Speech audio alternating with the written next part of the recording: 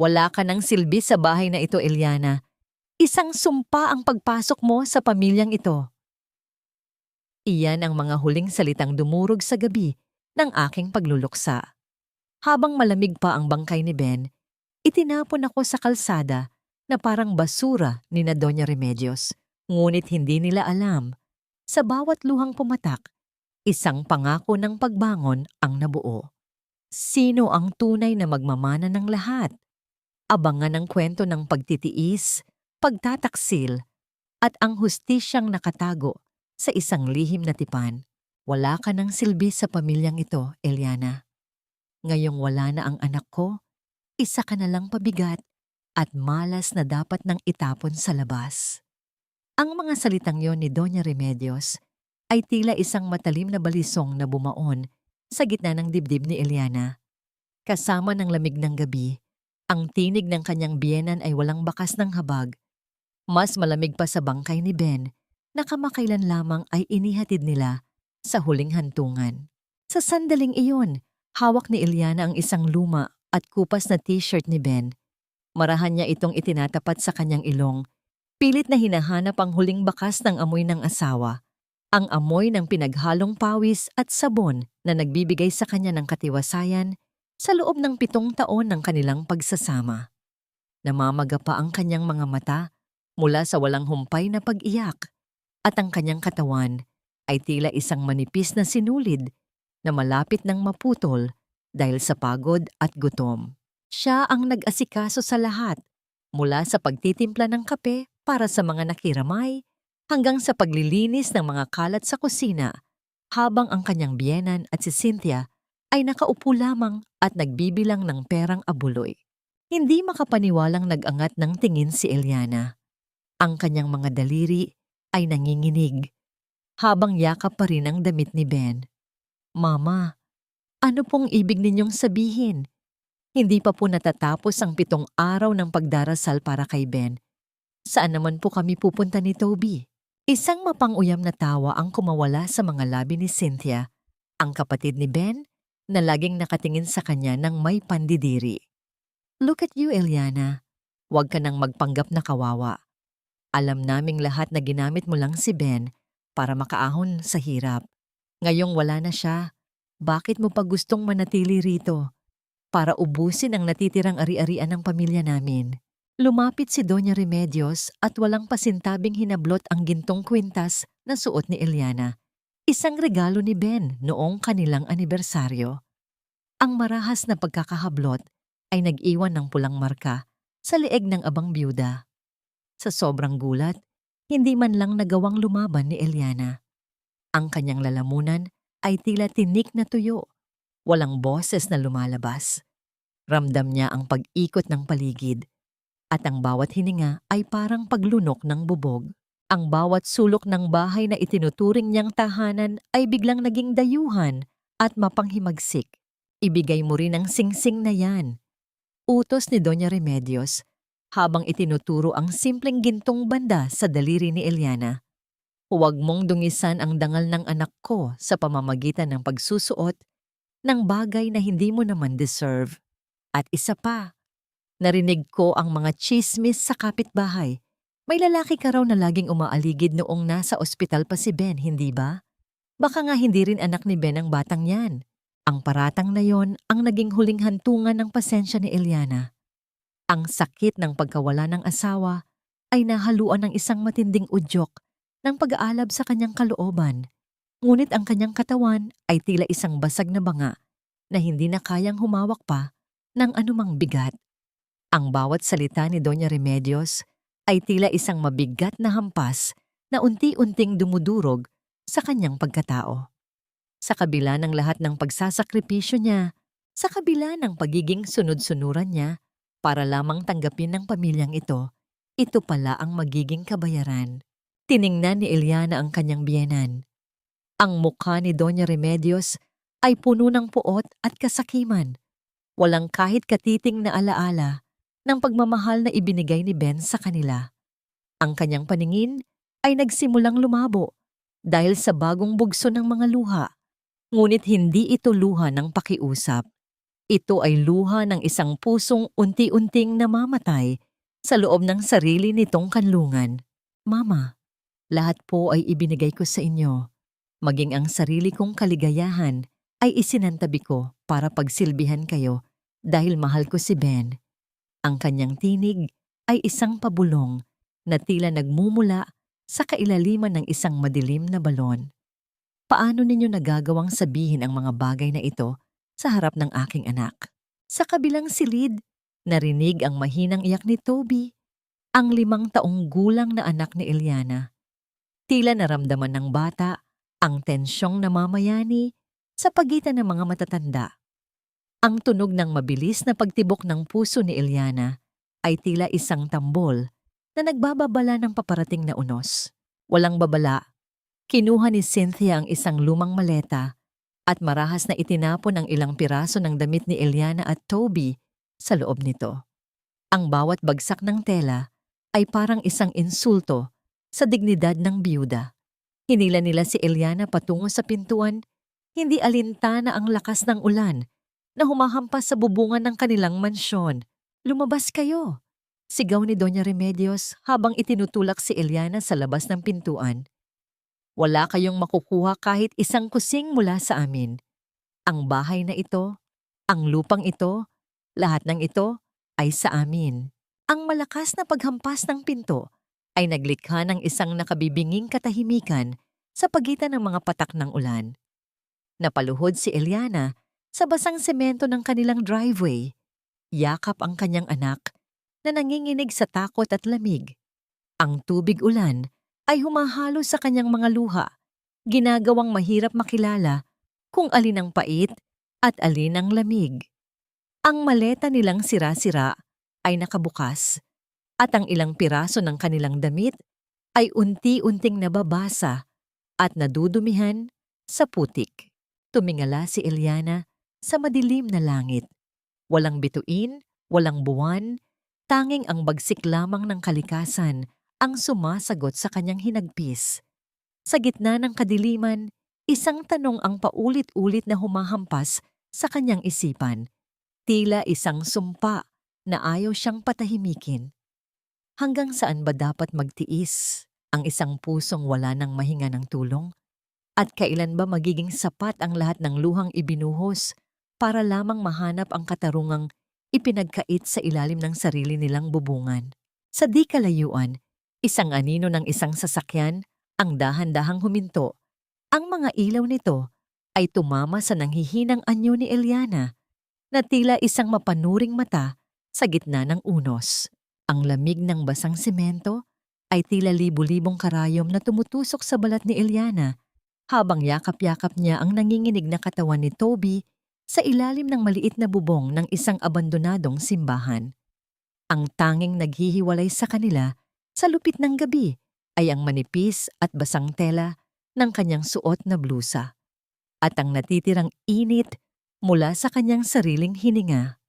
Ang bawat patak ng ulan na tumatama sa luma at kinakalawang na yero ay lumilikha ng isang malungkot at paulit-ulit na ritmo na tila ba tinutuya ang kanyang kawalan ng masisilungan.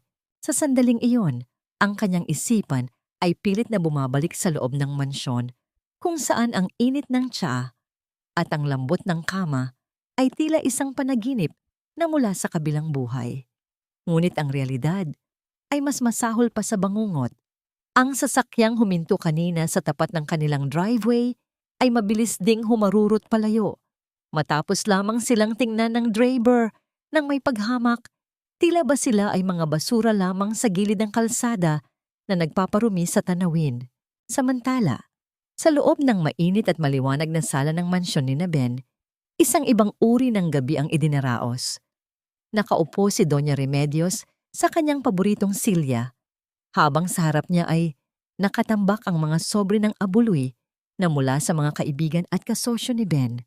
Ang bawat pagpunit niya sa papel ay tila isang ritual ng tagumpay. "Ma'am, tignan mo ito. 5,000 pesos mula kay Mr. Garcia. Akalain mo yon? Mas malaki pa ang kinita natin sa pagkamatay ni Ben kaysa noong buhay pa siya at laging ibinibigay ang pera sa babaeng yun." Wika ni Cynthia habang humihigop ng mamahaling wine.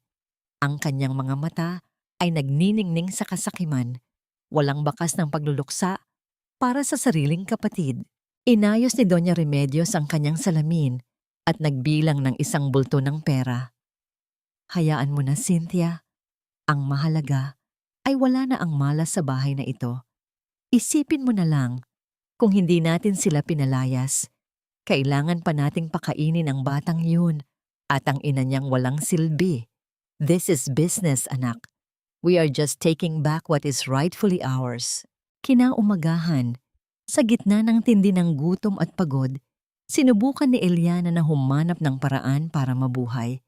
Bit-bit ang kanyang anak, naglakad siya sa pamilyar na kalsada ng kanilang bayan, kumatok sa mga pintuan ng mga kakilala, naghahanap ng kahit anong trabaho, paglalaba, paglilinis, o kahit pagbabantay ng tindahan.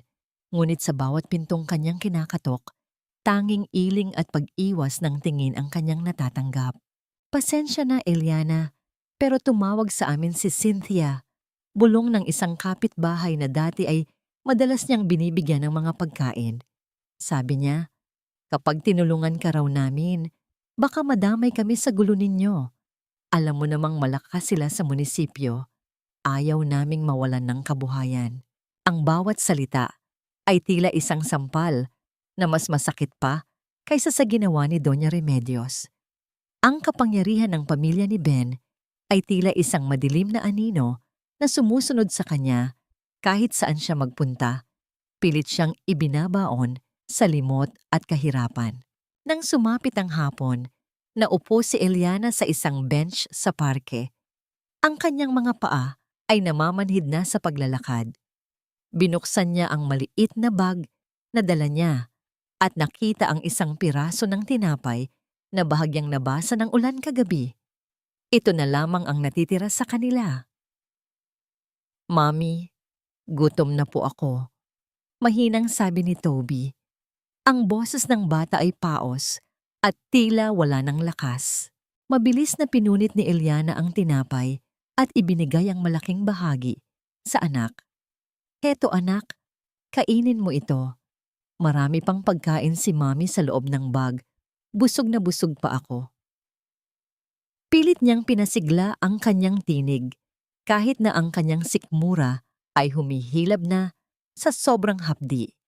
Pinanood niya ang anak na kainin ang maliit na piraso ng tinapay, at sa bawat kagat ni Toby, nadarama ni Eliana ang isang uri ng kaligayahan na hinaluan ng matinding sakit. Pinunasan niya ang isang butil ng luha na muntik nang pumatak sa harap ng bata. Nasaan na kaya si Attorney Santos? Tanong niya sa kanyang sarili. Ang abogado ni Ben, ang tanging pag-asa niya. Ngunit mula nang mamatay ang asawa, tila ba nilamon ito ng lupa. Walang sumasagot sa kanyang mga tawag at ang opisina nito ay laging sarado. May kinalaman ba ang kanyang biyenan sa pagkawala nito? O sadyang iniwan na rin sila nang huling taong dapat ay kakampi nila? Habang papalubog ang araw, napansin ni Eliana ang kakaibang pamumula ng mga pisngi ni Toby. Nang daitin niya ang kanyang palad sa noo ng bata, tila siya nakahawak sa isang nagbabagang uling. Ang mabilis at mabigat na paghinga ng kanyang anak ay naghatid ng isang matinding takot sa kanyang puso. Toby? Anak, gisising! Aligagang tawag ni Eliana. Ngunit tanging ungol lamang ang isinagot ng bata. Ang kanyang mga mata ay nananatiling pikit at ang kanyang katawan ay nagsisimulang manginig sa tindi ng lagnat. Hinalungkat ni Eliana ang kanyang bulsa. Wala siyang kahit isang barya. Wala siyang pambili ng gamot. Wala siyang pambayad sa doktor. At wala na silang matuluyan ngayong gabi. Ang desperasyon ay tila isang malaking alon na dahan-dahang lumulunod sa kanya. Sa gitna ng mataong parke, sa ilalim ng mga makukulay na ilaw ng syudad, si Eliana ay nakatayo ng mag-isa, pasa ng isang buhay na unti-unting nauubos, habang ang langit ay tila muling nagbabadya ng isa pang malakas na buhos ng ulan. Paano ko maililigtas ang anak ko kung ang buong mundo ay tila nagkaisa para kami ay mamatay sa gutom at sakit? Mayroon pa bang natitirang katarungan sa ilalim ng langit na ito? O sadyang ang mga tulad naming mahihirap ay itinakda ng maging biktima ng mga mapangapi hanggang sa huling hininga? Huwag mong dungisan ang sahig ko ng marumi mong luha, Eliana. Kung nandito ka para mamalimos, doon ka sa simbahan, huwag sa harap ng pintuan ko. Ang tinig ni Doña Remedios ay tila isang latigo na humahampas sa likod ni Eliana, habang ang huli ay nakaluhod sa malamig na marmol ng engrandeng sala. Bitbit ni Eliana ang kanyang anak na si Toby, na ang katawan ay tila isang nagbabagang uling sa tindi ng lagnat. Ang bawat butil ng pawis na pumapatak mula sa noo ng bata ay tila isang lason na dahan-dahang pumapatay sa pag-asa ng ina. Mama, nagmamakaawa po ako, hindi para sa akin, kundi para kay Toby. Ang boses ni Eliana ay basag, halos hindi lumalabas sa kanyang tuyong lalamunan. Kahit pambili lang po ng gamot, kahit kaunting barya lang po, mamatay na po ang anak ninyo sa lagnat. Isang malamig na tingin lamang ang isinagot ni Doña Remedios. Inilapag niya ang kanyang tasa ng mamahaling tsaa sa lamesa. Ang tunog ng porselana na tumatama sa salamin ay tila isang hatol ng kamatayan sa pandinig ni Eliana. Anak ko, huwag mong gamitin ang pangalan ni Ben para makuha ang gusto mo. Mula nang pumasok ka sa buhay namin, puro kamalasan na ang dinala mo. Pinatay mo ang anak ko sa labis na pagtatrabaho para lang tustusan ang luho mo, at ngayon, pati ang batang yan ay ginagamit mong kasangkapan? Bulyaw ng matanda. Lumapit siya kay Eliana. Ang amoy ng kanyang mamahaling pabango ay sumasakal sa byuda. Kung talagang mahal mo ang pamilyang ito, dapat ay marunong kang tumanaw ng utang na loob. Pinatira ka namin dito, pinakain, binihisan, at ito ang isusukoli mo? Ang kulitin ako sa gitna ng pagluluksa ko. Ibinagsak ni Doña Remedios ang isang basang-basahan sa harap ni Eliana. Sige, kung gusto mo ng pera, pagtrabahuhan mo. Linisin mo ang buong sala. Punasan mo ang bawat sulok hanggang sa kumitang ang sahig na ito, gaya ng dati. Kapag natapos mo yan ng maayos, baka magbago ang isip ko. Sa gitna ng panghihina, kinuha ni Eliana ang basahan. Ang bawat kuskos niya sa sahig ay hinaluan ng kanyang mga luha. Nararamdaman niya ang hapdi ng kanyang mga tuhod na tumatama sa matigas na marmol, habang ang kanyang puso ay tila pinipiga sa bawat mapang-uyam na tawa ni Cynthia na nanonood mula sa itaas ng hagdan. Ang bawat galaw ni Eliana ay isang pagsisid sa kailaliman ng kahihiyan. Ngunit sa tuwing titingnan niya ang namumutlang mukha ni Toby na nakasandal sa gilid ng sofa, ang sakit ay nagiging lakas. Look at her, Mom. Mukhang dyan naman talaga siya nababagay sa sahig.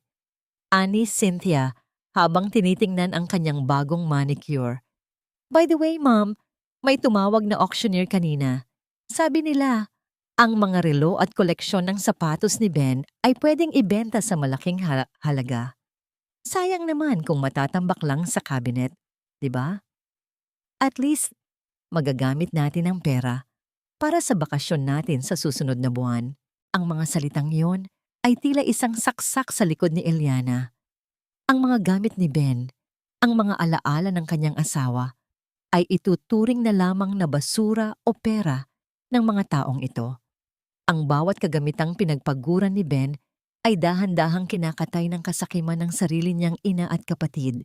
Nang matapos ni Eliana ang paglilinis, pagod at nanginginig siyang lumapit kay Doña Remedios. Tapos na po, Mama.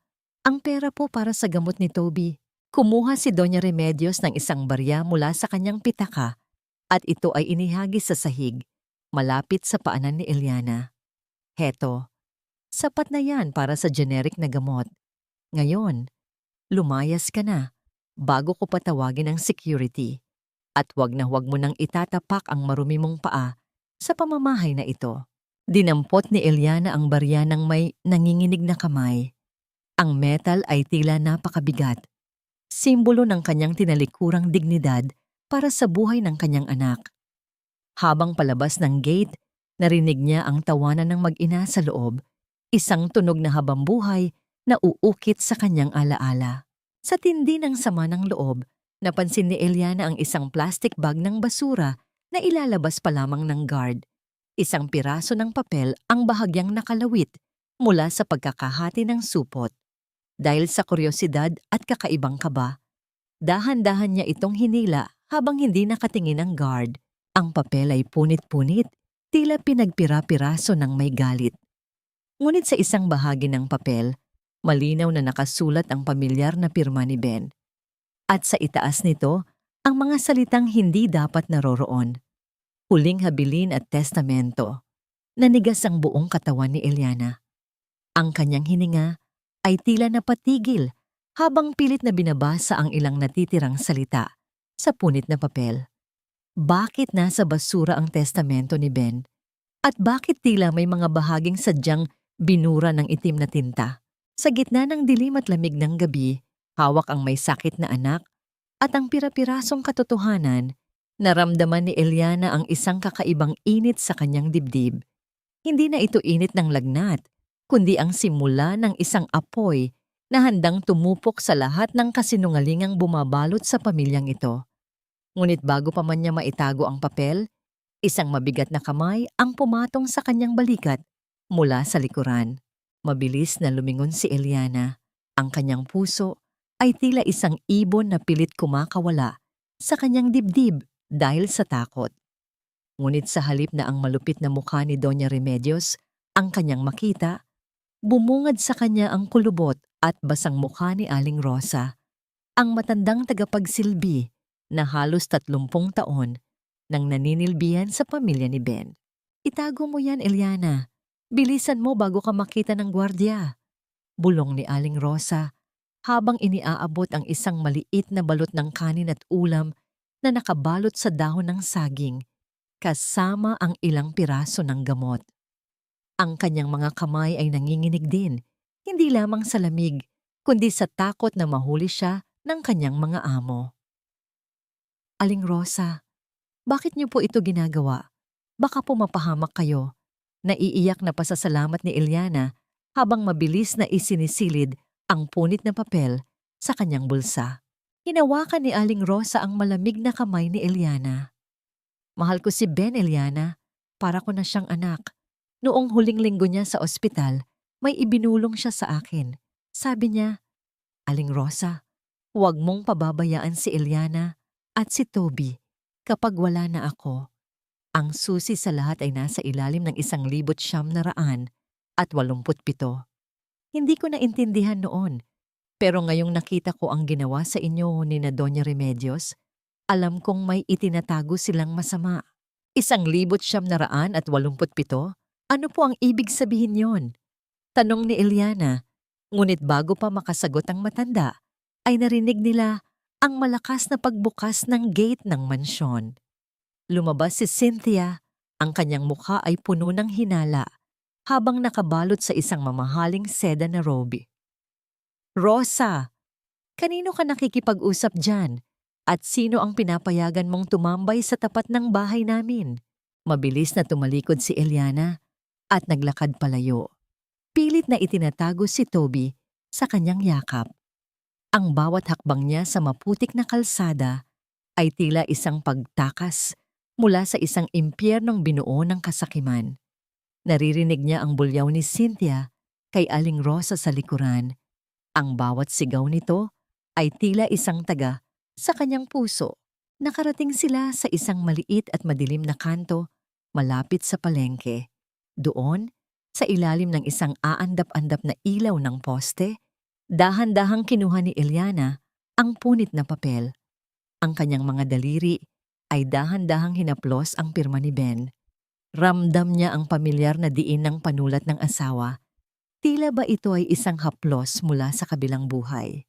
Ang lahat ng aking ari-arian, kabilang ang mansyon sa Forbes Park, ay hindi maaring ibenta o ilipat sa pangalan ng sinuman. Basa ni Eliana sa pabulong na tinig. Ang kanyang mga mata ay nanlaki ng mabasa ang sumunod na bahagi.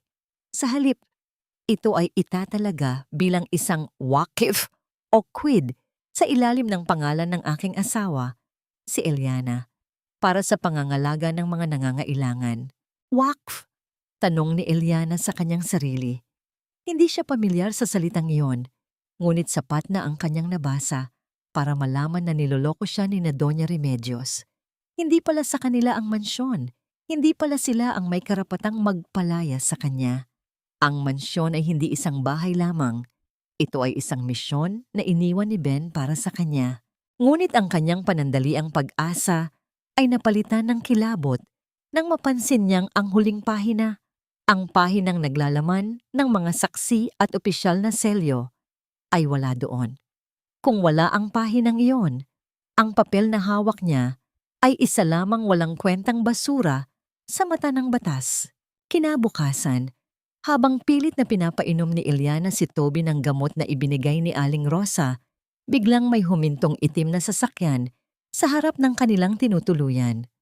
Bumaba si Cynthia, kasama ang dalawang lalaking nakauniporme ng pulis.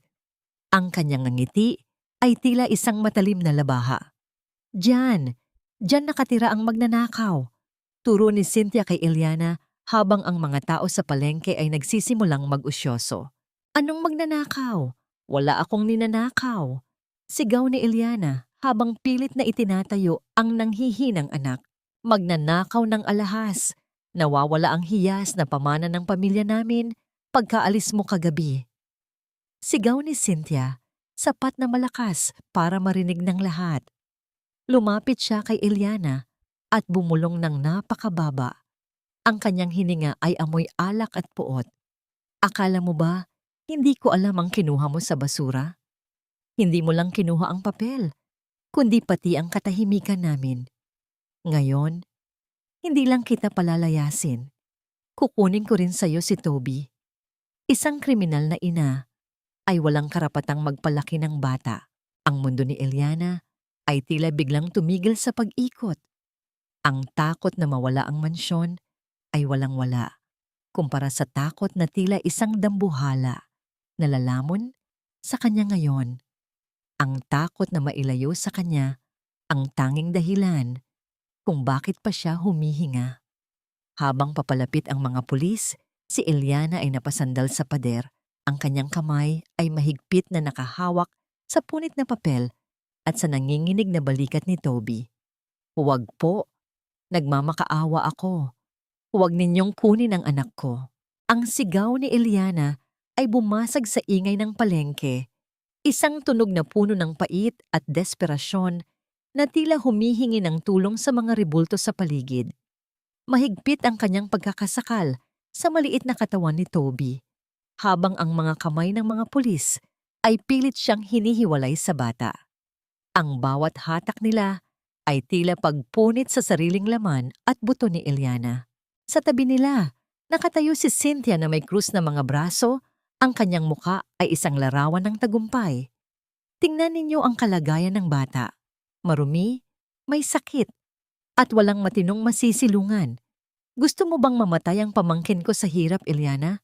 Pinapatunayan mo lang na wala kang silbing ina. Kasalanan ninyo ito. Kinuha ninyo ang lahat sa amin. Singhal ni Eliana, ang kanyang mga mata ay nanlilisik sa gitna ng mga luha. Pinalayas ninyo kami kahit wala kaming kasalanan. Ngunit ang mga tao sa palengke ay nanatiling nakamasid lamang. Ang ilan ay may awa sa kanilang mga mata, ngunit ang karamihan ay yumuyuko at umiiwas ng tingin. Takot sila sa kapangyarihan ng mga pamilyang tulad ni na Doña Remedios. Sa bayang ito, ang katotohanan ay madalas na natatabunan ng kinang ng ginto at bigat ng impluensya. Dali na yan sa presinto, utos ng isang pulis na halatang binayaran ni Cynthia, at ang bata ibigay sa kamag-anak na may kakayahang mag-alaga. Sa gitna ng kaguluhan, isang boses ang narinig mula sa likuran ng kumpol ng mga tao.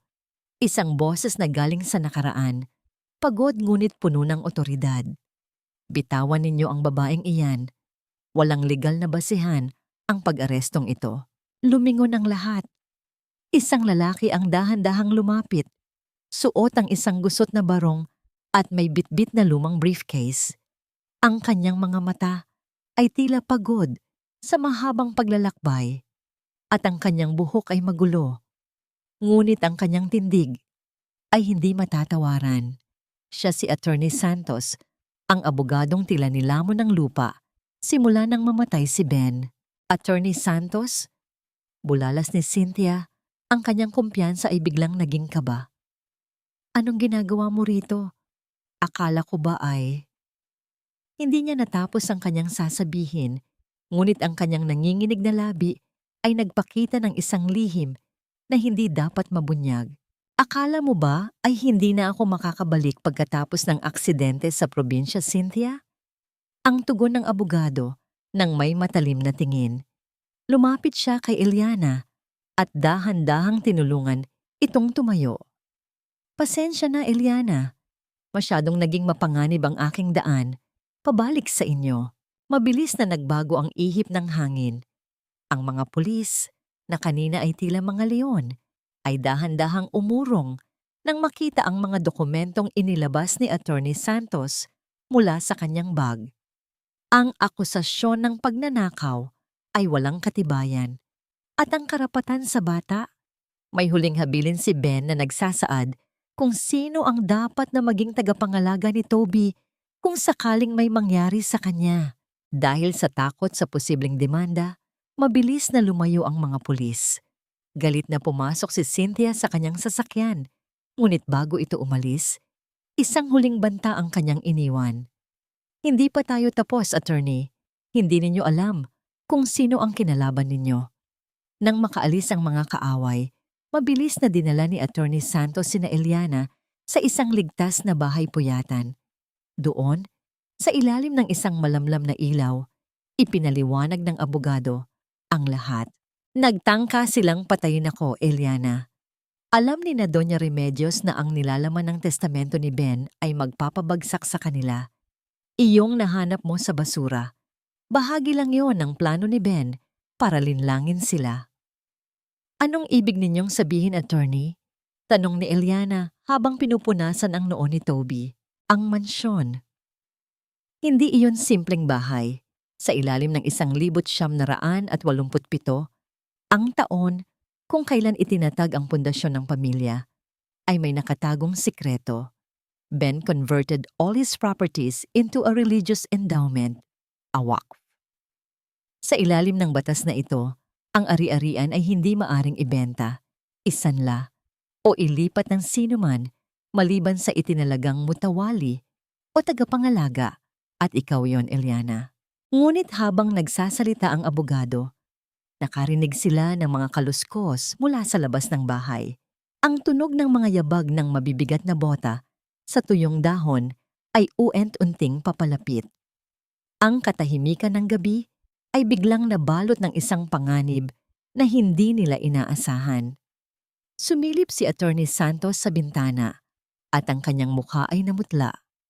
Hindi sila mga pulis, Eliana. Mga tauhan sila ng isang taong mas makapangyarihan kaysa sa iyong biyenan.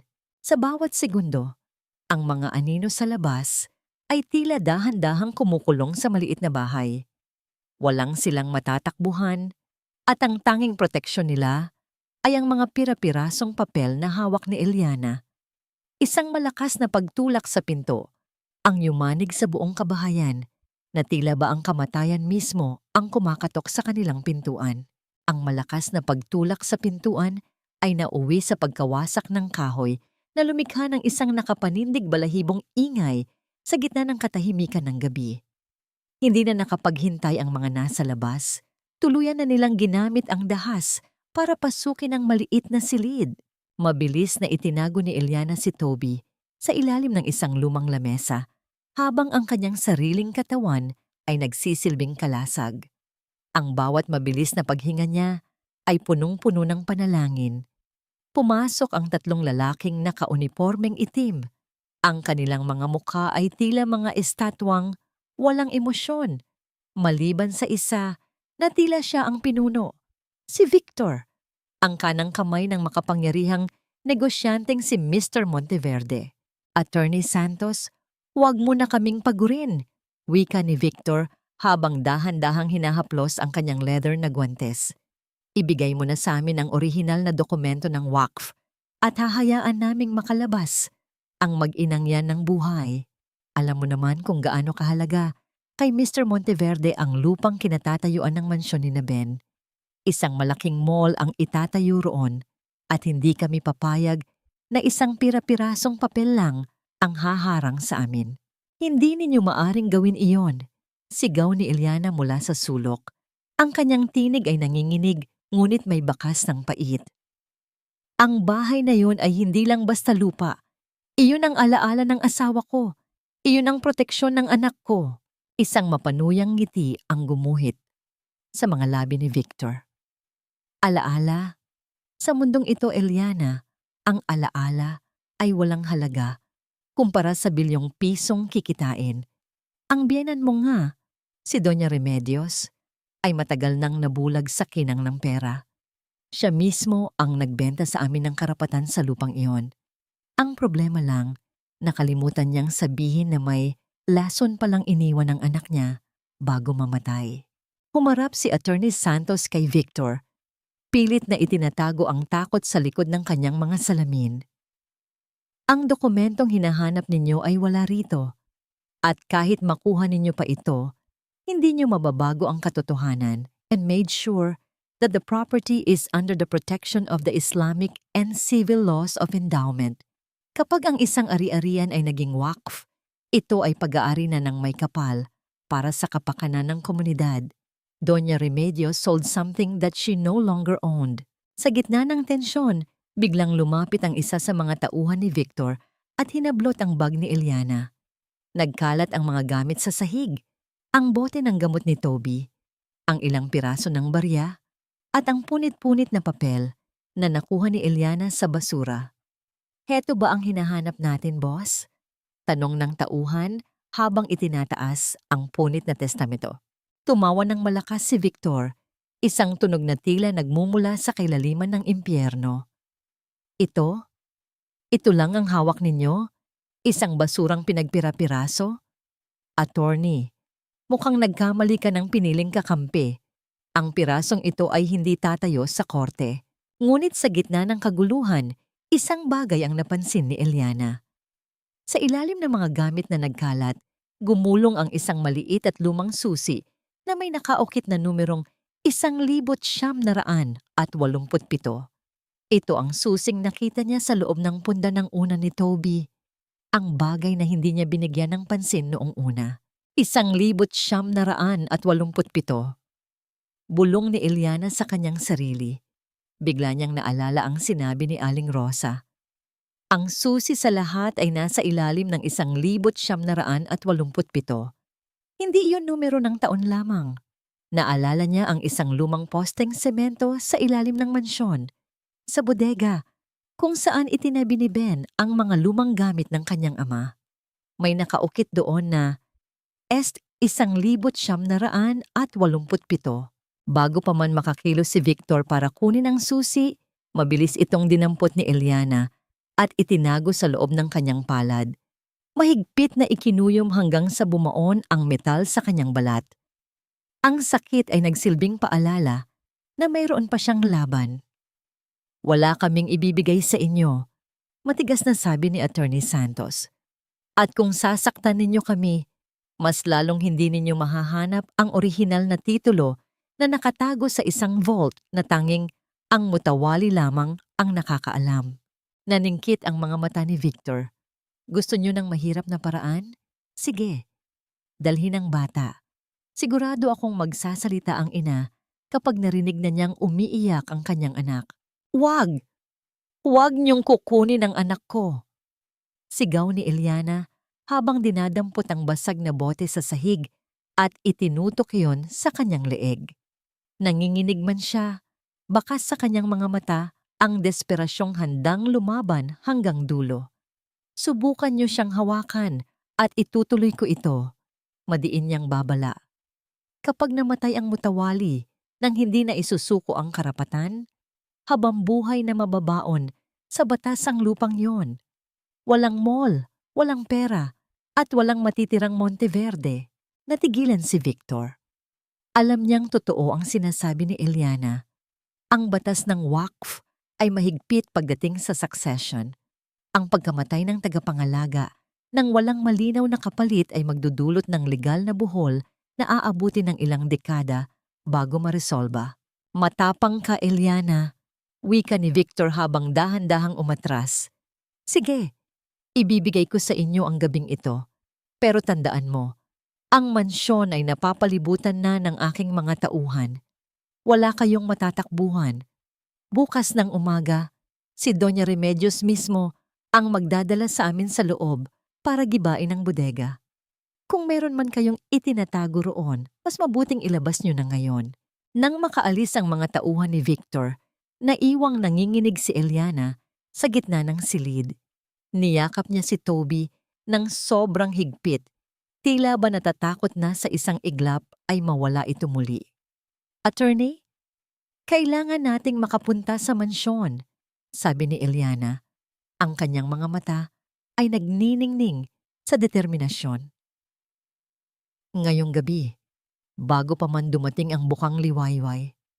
Pero Eliana, napakadelikado, babala ng abogado. Bantay sarado ang bawat sulok niyon. Alam ko ang 100 na hindi nila alam.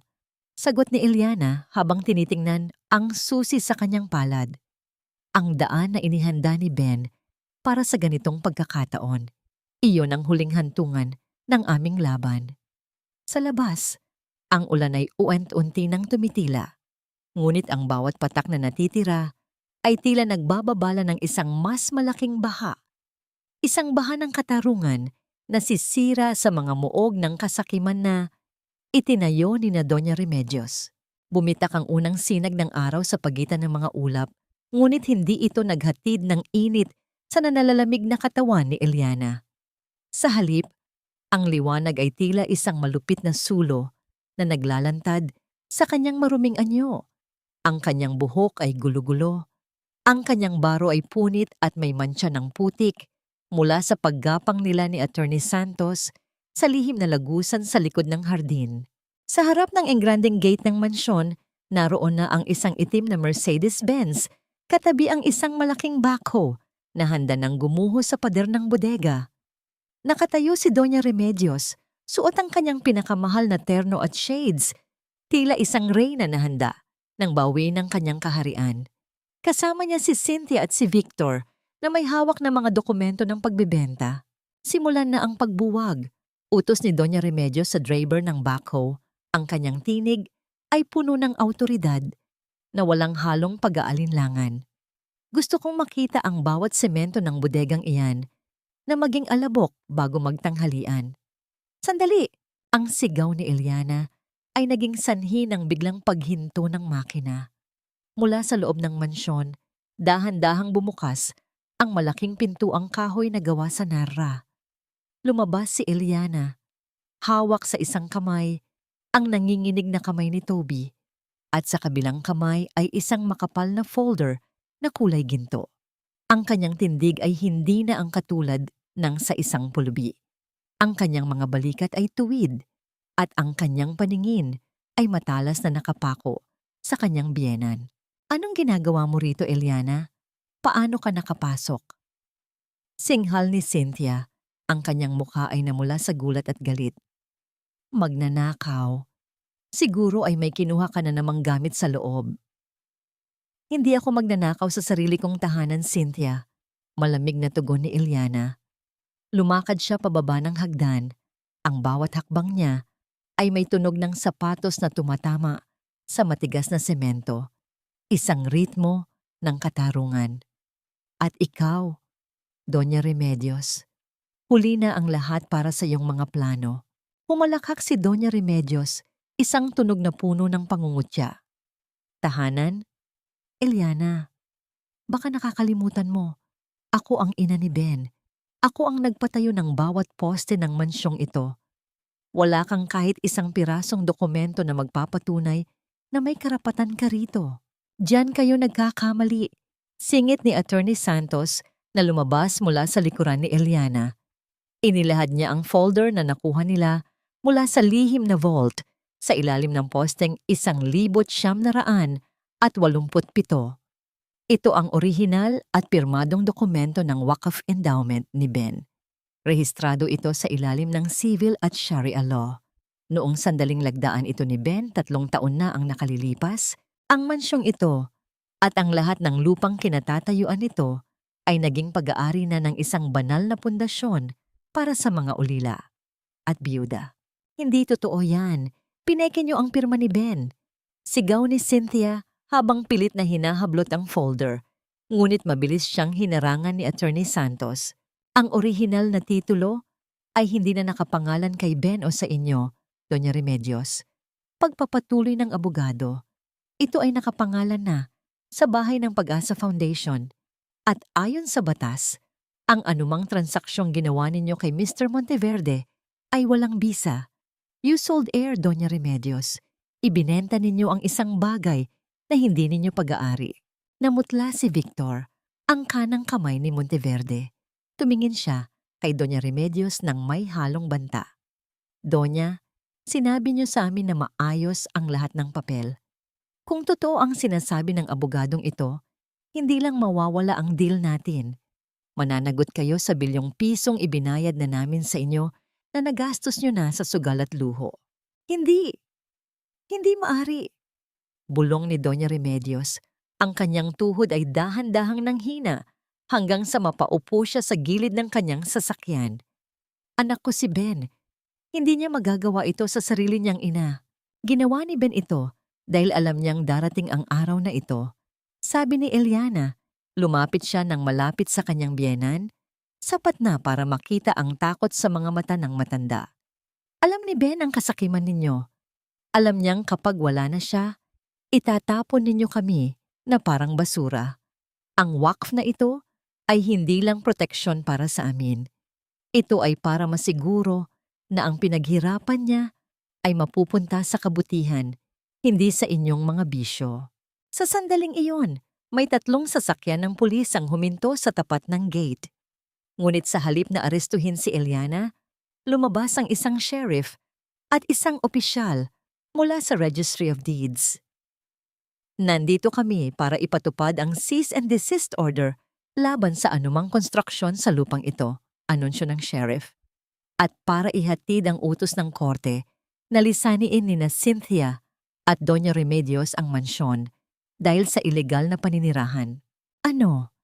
Palalayasin niyo kami sa sarili naming bahay? Sigaw ni Cynthia. Ang kanyang boses ay tila isang batang inagawan ng laruan. Hustisya ng langit ang tawag dito. Cynthia, tugon ni Eliana habang yakap si Toby. Ngayon, naramdaman niyo na ba ang lamig ng kalsada na ipinalasap ninyo sa amin noong gabi ng libing ni Ben? Habang pinapanood ni Eliana ang mga pulis na nagsisimulang magkabit ng yellow tape sa paligid ng backhoe, naramdaman niya ang isang bigat na nawala sa kanyang dibdib. Ngunit sa gitna ng kanyang tagumpay, napansin niya si Victor na lihim na may tinatawagan sa kanyang cellphone. Ang kanyang mga mata ay nananatiling nakatitig sa folder na hawak ni Attorney Santos nang may mapanganib na pagnanasa. Hindi pa tapos ang laban. Ang mga dokumento ay hawak na nila, ngunit ang mga leon na nagugutom sa pera ay hindi basta-basta susuko ng walang dumanak na dugo. Isang huwad na byuda, ginagamit ang pangalan ng Diyos para nakawin ang mana ng kanyang biyanan. Ang ulo ng balita sa pahayagan na inihagis sa harap ni Eliana ay tila isang dumadagundong na kulog sa gitna ng kanyang panandaliang katahimikan. Hindi pa natatapos ang 24 na oras mula nang makuha nila ang kontrol sa mansyon, ngunit ang mundo ay tila biglang bumaligtad. Ang makapangyarihang makinarya ni Mr. Monteverde ay nagsimula ng gumalaw. At ang kanilang target ay walang iba, kundi ang dangal ni Eliana. Sa labas ng gate ng mansyon na dati ay tahimik, ngayon ay nagkakagulo ang mga tao. May mga reporter na may hawak na malalaking kamera at may mga reliyistang bayaran na may dalang mga placard na nagsasabing hustisya para kay Doña Remedios at Eliana magnanakaw ng mana. Ang ingay ng kanilang mga sigaw ay humahalo sa tunog ng mga busina ng sasakyan na lumilikha ng isang kapaligirang puno ng puot. Eliana, huwag kang lalabas, babala ni Attorney Santos habang tinitingnan ang balita sa kanyang tablet. Gumamit sila ng mga pekeng saksi. May mga lumabas na pahayag na ikaw daw ay may relasyon sa isang lalaki nung may sakit pa si Ben. At ang wakif na ito ay paraan mo lang para ilihis ang pera patungo sa iyong kalaguyo. Sinisira nila ang kredibilidad mo bilang mutawali. Bakit nila nagagawa ito? Tanong ni Eliana. Ang kanyang tinig ay nanginginig sa uwat-uwat. Alam ng lahat kung gaano ko minahal si Ben. Alam ng mga kapitbahay rito kung paano ko siya inalagaan. Ngunit ang sagot ay dumating sa anyo ng isang malakas na kalabog sa bintana. Isang bato ang tumama sa salamin na nagdulot ng pagkabasag nito sa libu-libong maliliit na piraso na kumalat sa sahig na parang mga kristal ng luha. Sumunod ang tawanan at hiyawan ng mga tao sa labas. Ang mga kapitbahay na dati ay binibigyan ni Ben ng tulong ay ngayon ay kasama na sa mga sumisigaw ng pangungutya. Takot na mawalan ng pabor sa mga Monteverde o sadyang nabulag ng maling impormasyon. Sa gitna ng kaguluhan, pumasok si Aling Rosa sa silid. Ang kanyang muka ay maputla at ang kanyang mga mata ay puno ng takot. Eliana, may mga pulis sa likod. May dala silang warrant of arrest para sa akin. Sinampahan ako ni Cynthia ng kasong pagnanakaw ng mga alahas na nawawala raw sa vault. Ano? Pero wala kayong kinuha, Aling Rosa? Bulalas ni Eliana. Alam ko, anak. Pero itinanim nila ang ebidensya sa silid ko. Hikbi ng matanda. Sabi ng pulis, kung aamin daw ako na ikaw ang nag-utos sa akin, hindi na ako makukulong. Pero hinding-hindi ko gagawin yun. Mas mabuti pang mabulok ako sa rehas kaysa idawit ka sa kasalanang hindi mo ginawa. Hinawakan ni Eliana ang mga kamay ni Aling Rosa. Hindi ko hahayaang mangyari yan. Attorney, gawin ninyo ang lahat. Ginagawa ko ang lahat, Eliana. Pero ang kalaban natin ay hindi lang batas, kundi ang opinyon ng publiko. Sagot ng abogado. Kailangan nating manatiling matatag sa loob ng mansyon hanggang sa makuha natin ang proteksyon mula sa korte. Nang sumapit ang gabi, ang mansyon ay tila naging isang malaking kulungan. Pinatayan sila ng kuryente at tubig ng mga tauhan ni Monteverde. Sa loob ng madilim na sala, tanging ang liwanag ng isang maliit na kandila ang nagbibigay ng anino sa mga dingding. Naupo si Eliana sa harap ng altar ni Ben. Ang kanyang mga kamay ay mahigpit na nakasayad sa malamig na semento habang siya ay nananalangin. Ang katahimikan sa loob ay naging mas nakakatakot kaysa sa ingay sa labas. Nararamdaman ni Eliana ang bawat tibok ng kanyang puso. Tila ba ito ay isang orasan na nagbibilang ng natitirang oras bago sila tuluyang malunod sa kawalan. Tiningnan niya si Toby na natutulog sa tabi. Ang mukha ng bata ay payapa sa gitna ng unos. Ang kawalang malay ng kanyang anak ang nagsilbing mitya ng kanyang natitirang tapang. Dahan-dahang lumapit si Eliana sa bintana at sumilip sa dilim. Sa labas, nakita niya ang mga anino ng mga lalaking may hawak na mga bakal at kahoy. Dahan-dahang pinalilibutan ang bawat pasukan ng mansyon. Wala ng sheriff, wala ng pulis na nagbabantay. Iniwan sila sa gitna ng isang laro kung saan ang mga lobo ay handa ng sumalakay. Isang malakas na pagtulak sa main gate ang muling narinig. Ang tunog ng bakal na kumakaskas sa semento ay tila isang babala ng paparating na kamatayan. Ang mga tauhan ni Victor ay hindi na naghihintay ng utos ng korte. Itutuloy nila ang paggiba sa mansyon, kasama ang lahat ng naninirahan sa loob nito. Attorney, nasa loob na sila ng bakuran. Bulong ni Eliana. Ang kanyang tinig ay malamig at puno ng determinasyon. Kuhanin mo si Toby at pumunta kayo sa lihim na vault sa bodega. Huwag kayong lalabas hanggat hindi ko sinasabi. Anong gagawin mo, Eliana? Tanong ng abogado. Haharapin ko ang mga taong ito. Sagot ni Eliana habang kinukuha ang orihinal na dokumento ng WACF at isang maliit na gasera. Kung gusto nilang sunugin ang katotohanan, kailangan muna nilang dumaan sa apoy na handa kong likhain. Sunugin ang bahay na yan, kasama ang lahat ng ebidensya.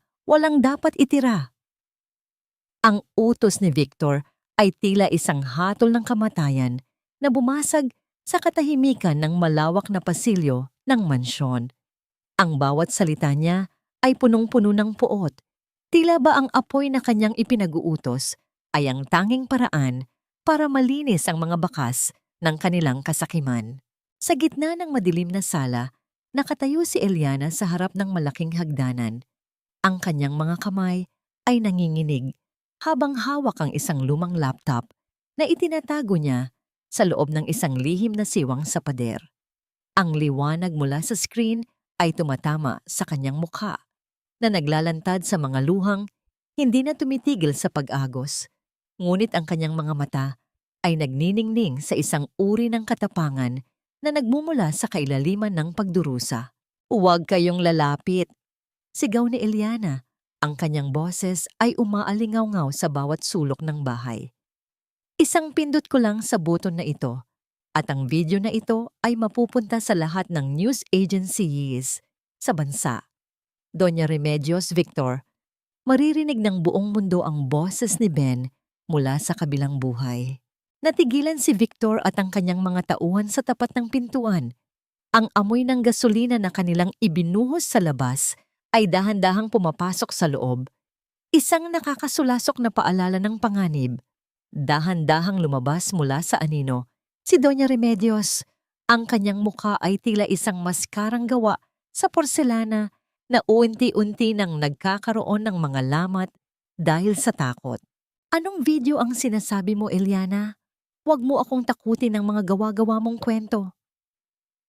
Ang kumpiyansang tinig ng matanda ay may bahid na ng panginginig. Pinihit ni Eliana ang screen patungo sa kanila. Ang imahe ni Ben na nakaupo sa kanyang kama sa ospital ay lumitaw. Ang kanyang mukha ay payat at maputla, ngunit ang kanyang paningin ay matalas. "Mama, alam kong kapag napanood ninyo ito, wala na ako." Ang mahinang boses ni Ben ay tila isang kurot sa puso ni Eliana. "Alam ko ang ginawa ninyo sa perang inilaan ko para sa pag-aaral ni Toby. Alam ko ang pagbabanta ninyo sa akin na ilalayo ninyo ang mag-ina ko kung hindi ko ibibigay ang titulo ng mansyon para pambayad sa inyong utang sa sugal. Pinatawad ko kayo, Mama, pero hindi ko hahayaang sirain ninyo ang buhay ng asawa ko." Ang bawat salita ni Ben ay tila isang mabigat na saksak sa konsensya ni Doña Remedios. Ang katahimikan sa loob ng mansyon ay naging masakit sa pandinig. Tanging ang tunog ng mabilis na paghinga ni Eliana ang namamayani. Ang katotohanan ay nakalantad na. Ang banta ng pagkawala ng yaman at dangal ay tila isang dambuhala na dahan-dahang lumalamon sa pamilyang ito. "Ibigay mo sa akin ang laptop na yan," sigaw ni Cynthia na biglang sumulpot mula sa likuran ni Victor. Ang kanyang mga mata ay nanlilisik, tila isang hayop na nasusukol. "Hindi ninyo masisira ang buhay namin dahil lang sa isang video." Sa gitna ng kadesperaduhan, mabilis na lumapit si Cynthia at pilit na hinablot ang laptop mula sa kamay ni Eliana. Sa kanilang pag-aagawan, natabig ni Cynthia ang isang nakasinding gasera na inilagay ni Eliana sa ibabaw ng lamesa para sa liwanag. Ang apoy ay mabilis na gumapang sa makapal na kurtina at dahil sa gasolina na kumalat na sa sahig mula sa pinto, ang apoy ay tila isang gutom na halimaw na mabilis na kumalat sa buong silid. "Apoy! May apoy!" sigaw ng mga tauhan ni Victor habang nag-uunahang lumabas ng mansyon. Nabitawan ni Cynthia ang laptop at napasandal sa pader. Ang kanyang mukha ay namutla nang makitang ang apoy ay nakaharang na sa tanging labasan. Ang usok ay nagsimulang bumalot sa paligid, ginagawang mahirap ang paghinga. Sa gitna ng kaguluhan, si Doña Remedios ay nakatitig lamang sa video ni Ben na patuloy na nagpe-play sa sahig, tila nawala na sa kanyang sariling kaisipan. Naramdaman ni Eliana ang hapdi sa kanyang mga mata at ang bigat sa kanyang dibdib. Sa loob ng ilang segundo, ang mansyon na naging saksi sa kanyang mga pangarap at pighati ay dahan-dahang nilalamon ng pula at dilaw na liwanag. Ang kanyang puso ay nadudurog para sa alaala ni Ben, ngunit ang kanyang isipan ay nakatuon kay Toby at Attorney Santos na nasa ligtas na bahagi ng bodega. Tiningnan ni Eliana si Cynthia na ngayon ay nakaluhod na sa gitna ng usok, hindi makakilos dahil sa matinding takot. Isang matinding giyera ang nagaganap sa loob ng puso ni Eliana. Dapat ba niyang iwan ang babaeng ito na naging dahilan ng lahat ng kanyang pagdurusa? Dapat ba niyang hayaan ang apoy na maging huling hukom sa kasalanan ng kanyang biyenan at bayaw? Ngunit sa gitna ng init at panganib, naalala ni Eliana ang mga huling salita ni Ben. Maging mabuti ka, Eliana, kahit na ang mundo ay malupit sa iyo. Ang kabutihang yon ang naging huling sandata ni Eliana. Dahan-dahan siyang lumapit kay Cynthia. Ang bawat hakbang niya ay isang paglaban sa sakit at takot. Hinawakan ni Eliana ang braso ni Cynthia at pilit itong itinayo. Tumayo ka rito. Hindi ka mamamatay sa bahay na ito. Sa labas, ang mga sigaw ng mga tao ay humahalo sa tunog ng naglalagablab na kahoy na bumabagsak mula sa kisame. Ang mansyong bato ay tila umiiyak sa ilalim ng tindi ng init. At si Eliana, sa kabila ng lahat ng sakit, ay kailangang maging gabay ng mga taong naging kaaway niya. Ngunit habang papalapit sila sa bintana, na tanging paraan ng pagtakas, isang malaking poste ang bumigay at bumagsak sa pagitan nila na naghiwalay kay Eliana at Cynthia sa gitna ng nagngangalit na apoy. Ang katarungan ba ay makukuha sa gitna ng trahedyang ito? O sadyang ang lahat ay magtatapos sa abo at usok bago pa man maisigaw ang katotohanan? Ang makapal na usok ay tila isang madilim na kumot na sumasakal sa bawat hininga ni Eliana. Sa kabila ng nagngangalit na apoy na naghihiwalay sa kanila, nakikita niya ang nanlalaking mga mata ni Cynthia, puno ng lagim, nagsusumamo, at sa unang pagkakataon nawalan ng dating yabang. Ang init ay tila humihigop sa lahat ng lakas ni Eliana, ngunit ang boses ni Ben sa kanyang alaala ay mas malakas pa sa lagutok ng nasusunog na kahoy. Cynthia! Abutin mo ang kamay ko! Huwag kang susuko! Ang sigaw ni Eliana ay gumaralgal dahil sa usok na pumapasok sa kanyang baga. Kumuha siya ng isang basang kurtina na hindi pa tuluyang dinadapuan ng apoy at ginamit ito para harangin ang matitinding dila ng apoy na dumarampi sa kanyang balat. Sa kabilang bahagi ng sala, si Doña Remedios ay tila isang baliw na pilit na binubuksan ang isang maliit na vault sa dingding. Hindi niya alintana ang panganib. Mas mahalaga sa kanya ang mga alahas at mga dokumento ng pag-aari kaysa sa kaligtasan ng sariling anak. Ang pera ko, ang mga hiyas ko, hindi maaring mawala ang lahat ng ito. Ang kanyang tili ay humahalo sa ingay ng gumuguho na kisame. Mama, tulungan niyo po ako.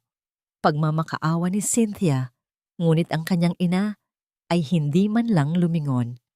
Ang bawat hakbang ni Doña Remedios ay palayo sa kanyang anak, patungo sa isang maliit na labasan na hindi pa nahaharangan ng apoy. Yakap ang isang bag na puno ng ginto. Ang katotohanan ito ay tila isang mas matinding hagupit kay Cynthia kaysa sa init ng apoy. Ang mapait na realidad na sa mata ng kanyang ina, siya ay mas mababa kaysa sa kayamanan. Hindi nag-atubili si Eliana. Gamit ang isang mahabang piraso ng kahoy na hindi pa tuluyang nasusunog, pilit niyang itinulak ang nagbabagang poste na nakaharang sa pagitan nila. Ang hapdi sa kanyang mga palad ay hindi niya inalintana. Sa isang huling malakas na tulak, nagkaroon ng sapat na puwang para makalusot ang kanyang bayaw. Halika na! Bilisan mo! Hila ni Eliana kay Cynthia. Magkahawak kamay silang tumakbo patungo sa bintana ng kusina. Ang bawat hakbang ay isang pakikipagpatintero sa kamatayan. Ang tunog ng mga basag na salamin na natatapakan nila ay tila nagbababala na ang buong estruktura ay malapit nang bumigay. Nang makalabas sila sa hardin, sinalubong sila ng malamig na hangin ng madaling araw. Napaluhod si Eliana sa basang damo. Pilit na inuubo ang itim na usok mula sa kanyang dibdib.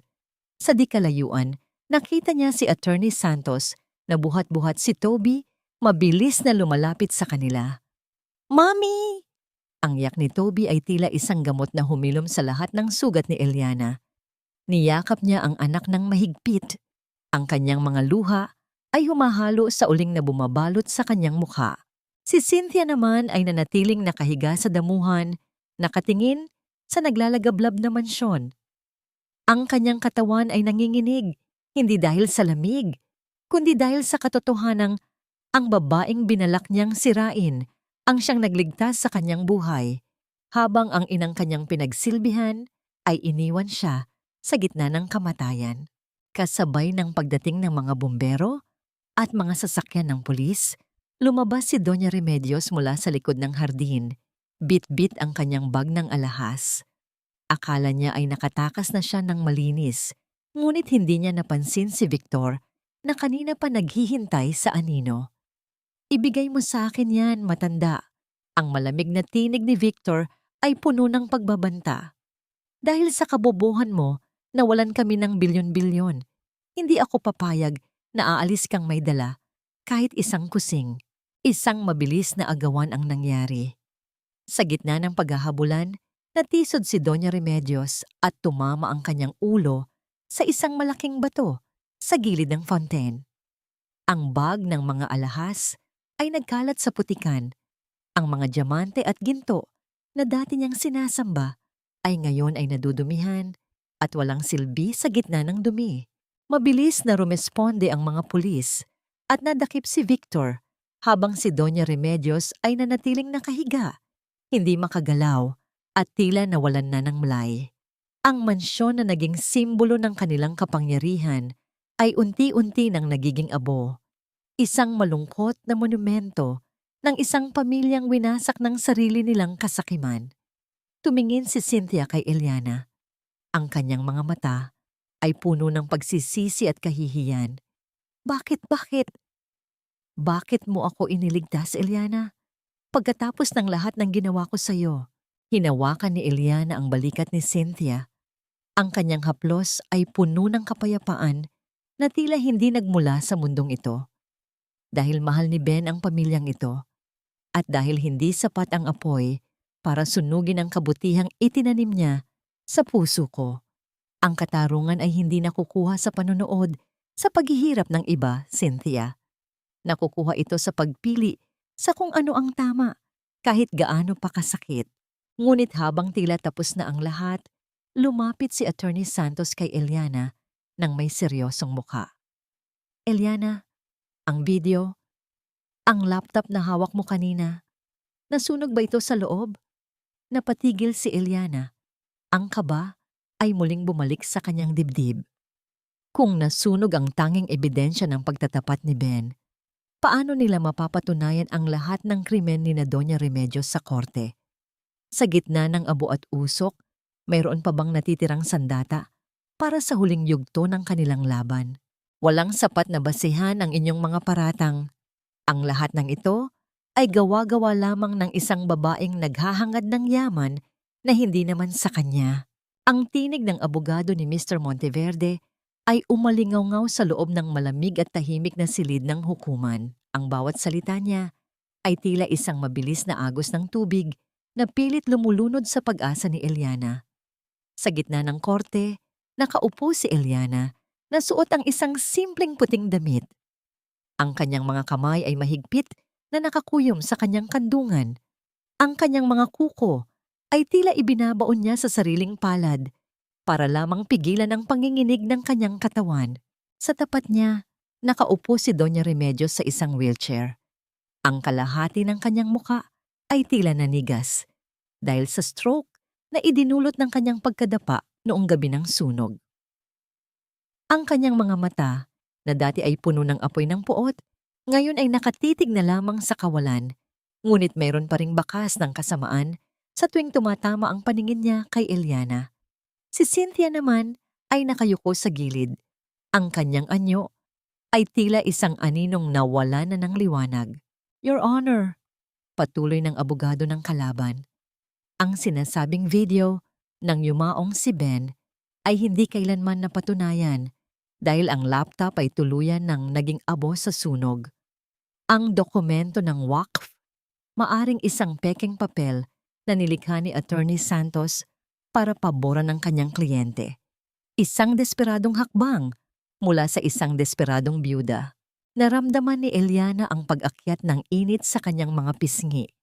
Ang bawat insulto ay tila isang karayom na tumutusok sa kanyang natitirang dignidad. Tumingin siya sa gawin ni Attorney Santos na seryosong nakatingin sa mga dokumento sa kanyang harap. Ang katahimikan ng abogado ay nagdudulot ng kaba sa puso ni Eliana. Nawala na ba talaga ang lahat? Ang sakripisyo ba ni Ben ay mauuwi lamang sa wala dahil sa isang aksidente? Tinatawag ng panig ng taga-usig ang huling saksi, si Cynthia Salvador. Anunsyo ni Attorney Santos sa isang mahinahon, ngunit matatag na tinig. Isang bulungan ang lumikha ng banayad na ingay sa loob ng korte. Dahan-dahang tumayo si Cynthia, ang kanyang mga hakbang ay mabigat at tila bawat isa ay isang pagpili sa pagitan ng kanyang pamilya at ng katotohanan. Nang makarating siya sa harap, tumingin siya ng sandali kay Doña Remedios. Ang matanda ay naglabas ng isang mahinang tunog mula sa kanyang lalamunan, isang babala na tila nanggagaling sa kailaliman ng isang madilim na hukay. Cynthia! Simula ni Attorney Santos, noong gabi ng sunog, ano ang totoong nangyari sa loob ng mansyon? Sino ang nagdala ng gasolina? At ano ang tunay na motibo ng iyong ina sa pagpapaalis kay Eliana? Huminga ng malalim si Cynthia. Ang kanyang mga mata ay nagsimulang magtubig. Ang lahat ng sinabi ni Eliana, ang lahat ng nakasulat sa testamento ni Ben ay totoo. Ang mga salitang iyon ay tila isang pagsabog na yumanig sa buong silid. Napalingon ang lahat, kabilang ang huwes na napatigil sa kanyang pagsusulat. Plano ng aking ina na ibenta ang mansyon dahil sa malaking utang niya sa sugal kay Mr. Monteverde. Pagpapatuloy ni Cynthia, ang kanyang boses ay nanginginig ngunit puno ng determinasyon. Ginamit namin ang kapangyarihan namin para gipitin si Eliana at noong gabi ng sunog, hindi si Eliana ang mitya. Kami ang nagdala ng panganib sa sarili naming tahanan. At sa gitna ng apoy, noong iniwan ako ng sarili kong ina para iligtas ang kanyang mga alahas, si Eliana ang hindi bumitaw sa akin. Isang malakas na pagtama ng kahoy sa lamesa ng huwes ang nagpatahimik sa muling pag-ingay ng mga tao. Ngunit hindi pa doon natatapos ang lahat. Dahan-dahang kinuha ni Cynthia ang isang maliit na memory card mula sa kanyang bulsa. Ang laptop ay nasunog, pero ang video na yon, palihim kong ginawa ng backup noong huling gabi na pumasok ako sa silid ni Ben bago siya mamatay. Akala ko magagamit ko ito para i-blackmail si Eliana.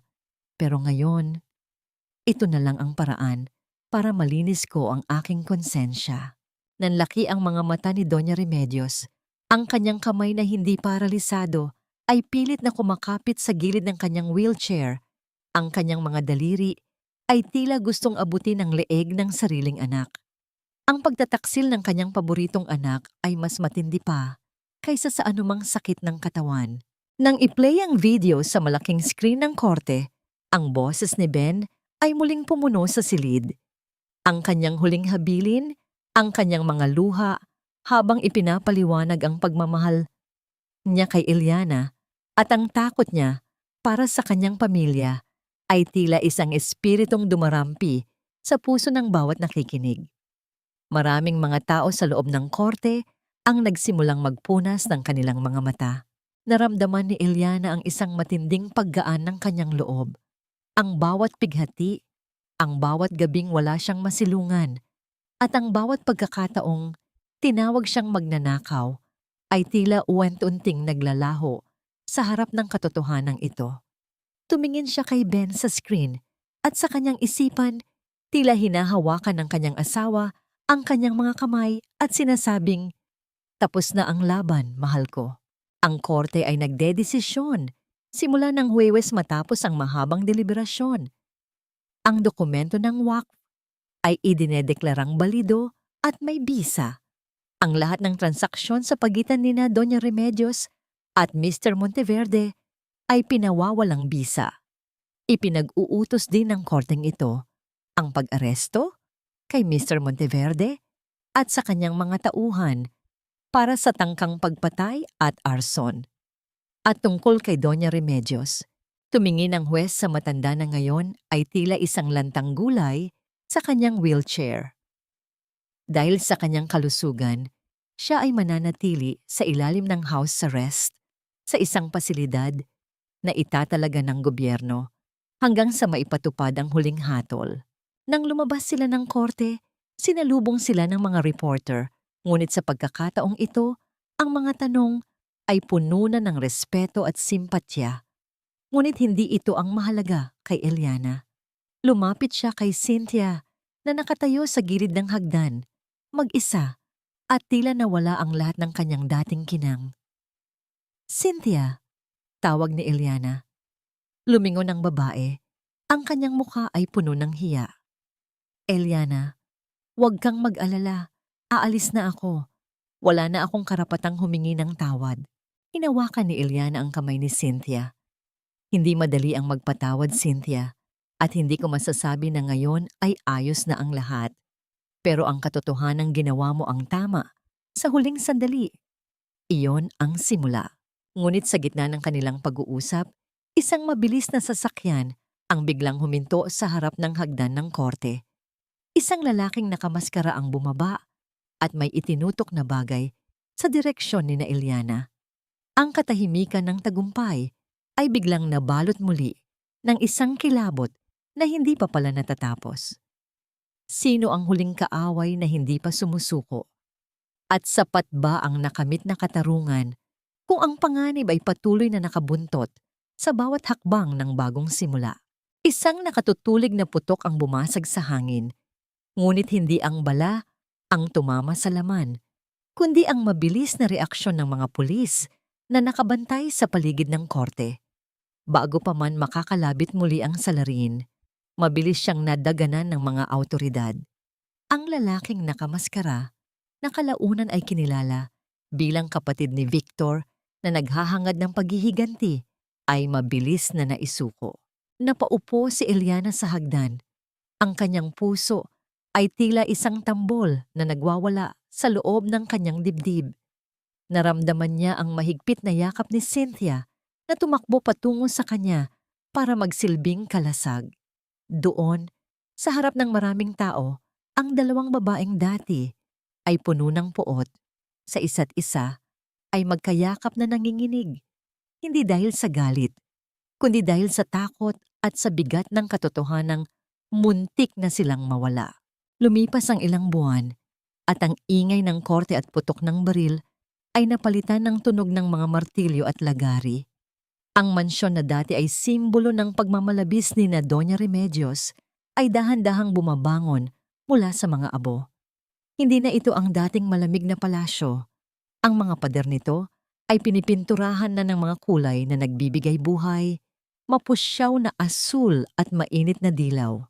Habang ang mansyon ay muling itinatayo bilang bahay ng pag-asa, isang ibang uri ng paniningil ang nagaganap sa isang tahimik na pasilidad ng gobyerno. Sa loob ng isang maliit at payak na silid, nakaupo si Doña Remedios sa kanyang wheelchair, nakaharap sa bintana. Ang kanyang katawan ay tila isang bilangguan. Gising ang kanyang isipan, ngunit ang kanyang dila ay hindi na makabigkas ng kahit isang salita, at ang kanyang mga kamay ay hindi na makahawak ng kahit isang pirasong ginto. Pumasok si Eliana sa silid, bitbit ang isang maliit na basket ng prutas, walang galit sa kanyang mga mata, tanging isang malalim na pag-unawa sa gulong ng buhay. Lumapit siya sa kanyang biyanan at marahan itong binalot ng kumot dahil sa lamig ng aircon. "Mama, Dinalhan ko po kayo ng paborito ninyong mansanas. Mahinahon niyang sabi. Tumingin si Doña Remedios kay Eliana. Sa kauna-unahang pagkakataon, nakita ni Eliana ang isang butil ng luha na dahan-dahang pumatak mula sa mga mata ng matanda. Hindi ito luha ng puot, kundi luha ng isang taong nagnanais humingi ng tawad ngunit wala ng kakayahang gawin ito. Ang tunay na karma ni Doña Remedios ay hindi ang pagkakulong, kundi ang mapilitang panoorin ang kabutihang loob ng taong pinakaminaltrato niya habang siya ay walang magawa para makabawi. Huwag na po kayong mag-alala, Mama. Pagpapatuloy ni Eliana habang hinahaplos ang tuyong kamay ng matanda. Ang bahay ng pag-asa ay magbubukas na sa susunod na linggo. Doon na rin po tutuloy si Cynthia para tumulong sa pag-aalaga sa mga bata. Pinili niyang maglingkod doon para pambayad sa kanyang mga pagkakamali.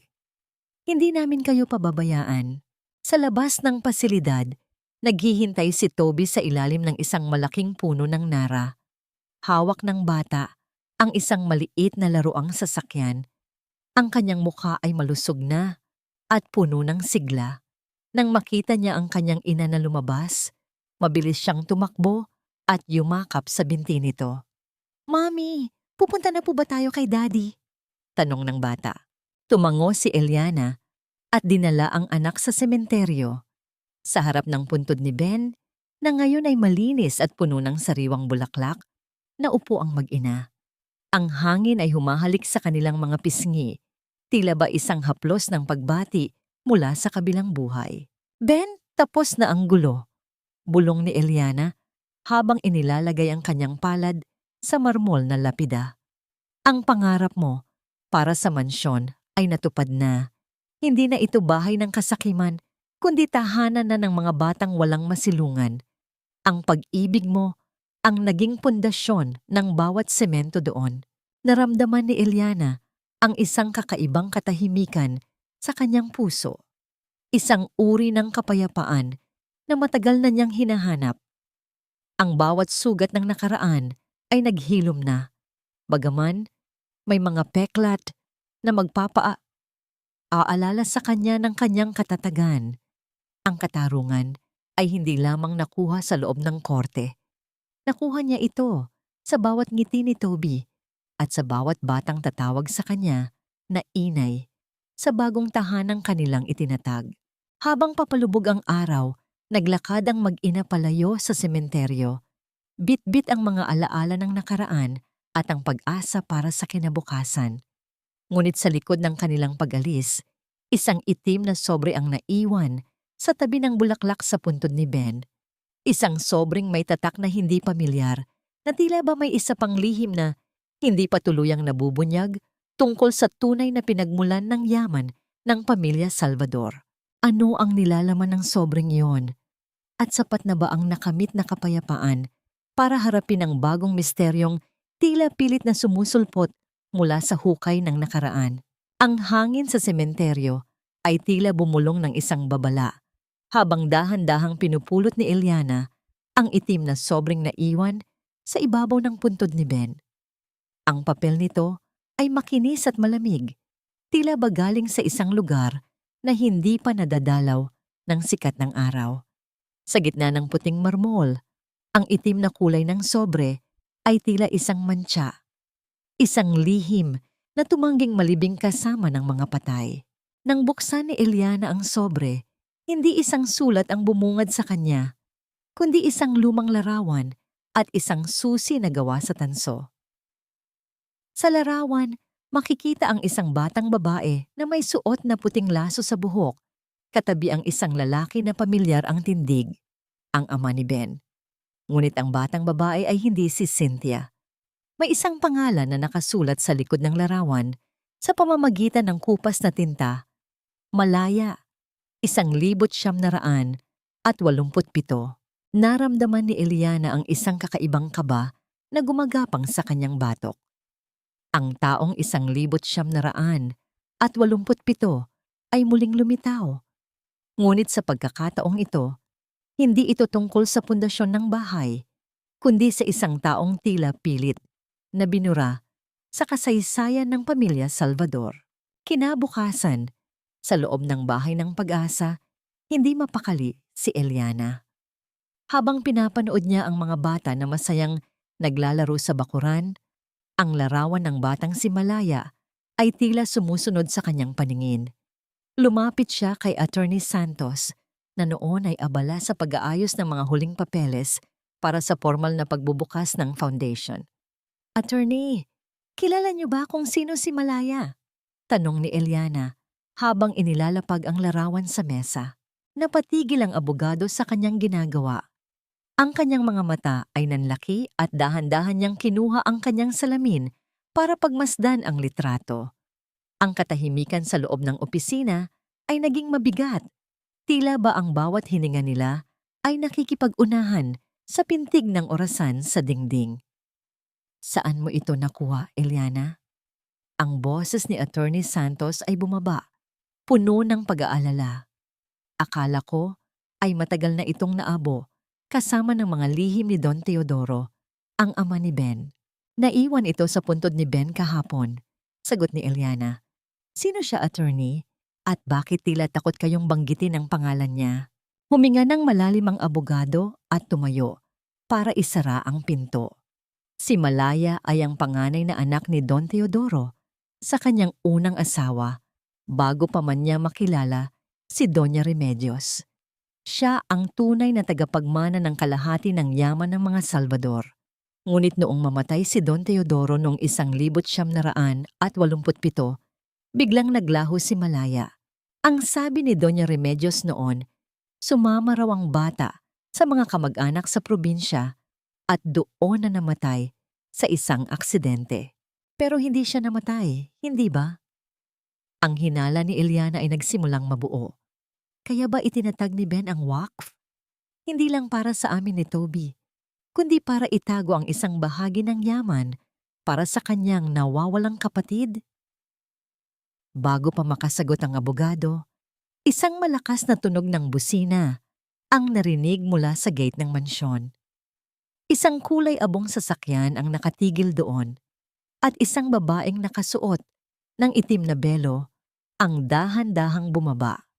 Ang kanyang bawat kilos ay puno ng pait at otoridad. Mabilis na lumabas si Eliana para harapin ang panauhin. Nang itaas ng babae ang kanyang belo, bumungad ang isang mukhang may malalim na peklat sa gilid ng pisngi. Ngunit ang kanyang ang mga mata niyon ay kamukhang-kamukha ng mga mata ni Ben. "Ako si Malaya." Ang kanyang tinig ay malamig na tila yelo na dumarampi sa balat ni Eliana. "Nandito ako para bawin ang buhay na ninakaw sa akin noong 1987. At kung akala mo, Eliana, na ang bahay na ito ay sayo na, nagkakamali ka. Ang waqf na itinatag ni Ben ay may isang kondisyon na hindi mo pa nababasa." Naramdaman ni Eliana ang panghihina ng kanyang mga tuhod. Tumingin siya kay Attorney Santos na ngayon ay nakatayo sa likuran niya. Ang mukha ng abogado ay puno ng pagsisisi. "Anong kondisyon?" tanong ni Eliana. Ang kanyang boses ay halos pabulong na lamang. "Ang mutawali ay maari lamang manatili kung walang ibang direktang tagapagmana na lilitaw para patunayan ang krimen ni Doña Remedios," paliwanag ni Malaya habang dahan-dahang lumalapit sa gate. "Nandito ako hindi para sirain ang foundation mo, kundi para ipakita sa buong mundo na ang pundasyong ito ay itinayo sa ibabaw ng aking pagdurusa. At ang susing hawak mo, iyan ang magbubukas sa tunay na silid sa ilalim ng bodega kung saan nakatago ang mga dokumentong magpapatunay na si Doña Remedios ang pumatay sa aking ina." Ang katarungang akala ni Eliana ay nakamit na niya ay tila isang manipis na salamin na muling nabasag. Ang bahay ng pag-asa ay muling nabalot ng anino ng nakaraan. Sa paglitaw ni Malaya, ang kapayapaan ni na Eliana at Toby ay muling nanganib. Sa di kalayuan, sa loob ng kanyang silid sa pasilidad, biglang dumilat ng malaki si Doña Remedios. Ang kanyang kamay ay nagsimulang manginig ng marahas at isang mahinang ungol ang lumabas sa kanyang mga labi. Tila naramdaman ng matanda na ang multo ng kanyang nakaraan ay tuluyan na siyang nahanap. Sino nga ba si Malaya? Isang kakampi o isang bagong kaaway na mas matindi pa sa mga Monteverde? At handa ba si Eliana na isuko ang lahat ng kanyang pinaghirapan para sa isang katotohanang maaring sumira sa alaala ni Ben? Hindi mo alam ang pakiramdam ng maging isang anino sa sarili mong tahanan, Eliana. Habang lumalaki ka sa pagmamahal ni Ben, ako ay itinapon sa dilim, kinalimutan, at pinaniwalang patay na. Ang boses ni Malaya ay tila isang malamig na hangin na dumadaan sa mga pasilyo ng mansyon. Bawat salita ay may dalang bigat ng 3 dekadang pangungulila. Nakatayo siya sa gitna ng sala. Ang kanyang itim na damit ay tila sumisipsip sa lahat ng liwanag sa paligid. Si Eliana ay nanatiling tahimik. Ang kanyang puso ay naglalaban sa pagitan ng takot para sa kinabukasan ni Toby at ang matinding habag para sa babaeng nasa kanyang harapan. I'm not here to steal your foundation, Eliana. Pero hindi ko hahayaan na ang pangalan ng tatay ko ay manatiling nakadikit sa isang babaeng pumatay sa nanay ko. Pagpapatuloy ni Malaya, ang kanyang mga mata ay nagniningning sa ilalim ng malamlam na ilaw. Dahan-dahang kinuha ni Eliana ang tanso na susi mula sa kanyang bulsa. Ang metal ay tila nag-iinit sa loob ng kanyang palad. Kung ang susing ito ang magbibigay sa iyo ng kapayapaan, Malaya, sasamahan kita. Hindi itinayo ni Ben ang lugar na ito para itago ang katotohanan, kundi para maging silungan ng mga katulad nating sugatan. Naglakad sila patungo sa bodega sa likod ng mansyon, ang lugar kung saan nagsimula ang lahat. Ang bawat hakbang sa lumang sahig na kahoy ay lumilikha ng isang malungkot na tunog. Tila ba ang bahay mismo ay nagrereklamo sa paggising ng mga alaala na dapat ay matagal nang nabaon. Sa ilalim ng isang mabigat na estante ng mga lumang libro, natagpuan nila ang isang maliit na siwang sa semento. Ang tunog ng pag-ikot ng tanso sa loob ng lumang kandado ay tila isang huling hininga ng isang lihim na matagal nang nakakulong sa kadiliman. Sa pagbukas ng mabigat na pinto sa sahig, bumungad ang isang amoy ng luma at mamasa-masang papel. Gumamit si Attorney Santos ng isang flashlight at ang liwanag nito ay naglantad sa isang silid na tila tumigil ang oras noong taong 1987. Naroon ang mga damit na pambata, isang pares ng sapatos na may laso, at isang malaking painting ng isang magandang babae na may malungkot na ngiti, ang ina ni Malaya. Sa isang sulok, nakita nila ang isang lumang chest na puno ng mga sulat. Heto ang ebidensya, bulong ni Attorney Santos habang binabasa ang isang dilaw na papel. Isang kasunduan sa pagitan ni Doña Remedios at ng isang doktor para palabasin na may sakit sa isip ang unang asawa ni Don Teodoro upang maipasok ito sa isang institusyon kung saan siya tuluyang nawala. Napaluhod si Malaya sa gitna ng silid. Ang kanyang mga kamay ay dahan-dahang humawak sa di mabilang na alikabok sa sahig. Dito nila ako itinatago noon, bago nila ako tuluyang ipinatapon. My mom. She died thinking I was already gone. Lumapit si Eliana at dahan-dahang ipinatong ang kanyang kamay sa balikat ni Malaya. Ben knew. Kaya niya ginawa ang wakf. He was waiting for you, Malaya. He left markers that only someone who truly knows the history of this house could follow. Kinuha ni Eliana ang isang maliit na notebook na nakatago sa ilalim ng di mabilang na sulat, ang personal na talaarawan ni Ben. Sa huling pahina may nakasulat na mensahe, para sa aking kapatid na si Malaya. Kung nahanap mo na ang silid na ito, sana ay mapatawad mo ako sa pananahimik ko noong bata pa tayo. Ang bahay ng pag-asa ay para rin sa'yo. Ngunit sa gitna ng kanilang pagtangis, isang marahas na tunog ng bakal ang narinig mula sa itaas. Ang pinto sa sahig na kanilang nilusutan ay biglang bumagsak ng may matinding lakas. Ang tunog ng paglak ng trangka mula sa labas ay tila isang hatol ng kamatayan. May tao sa itaas. Sigaw ni Attorney Santos habang pilit na itinutulak ang pinto. Ngunit ito ay napakabigat. Kasunod nito, ang amoy ng usok ay nagsimulang pumasok mula sa mga siwang ng pinto.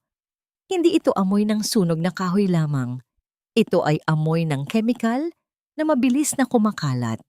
Isang pamilyar na boses ang naririnig nila mula sa labas. Isang boses na hindi nila inaasahan. Masyado kayong naging matalino para sa sarili ninyong ikabubuti. Ang lihim ng 1,987 ay dapat manatiling lihim kahit na kailangang mamatay ang lahat ang nakakaalam nito. Ang paningin ni Eliana ay nagsimulang lumabo dahil sa usok.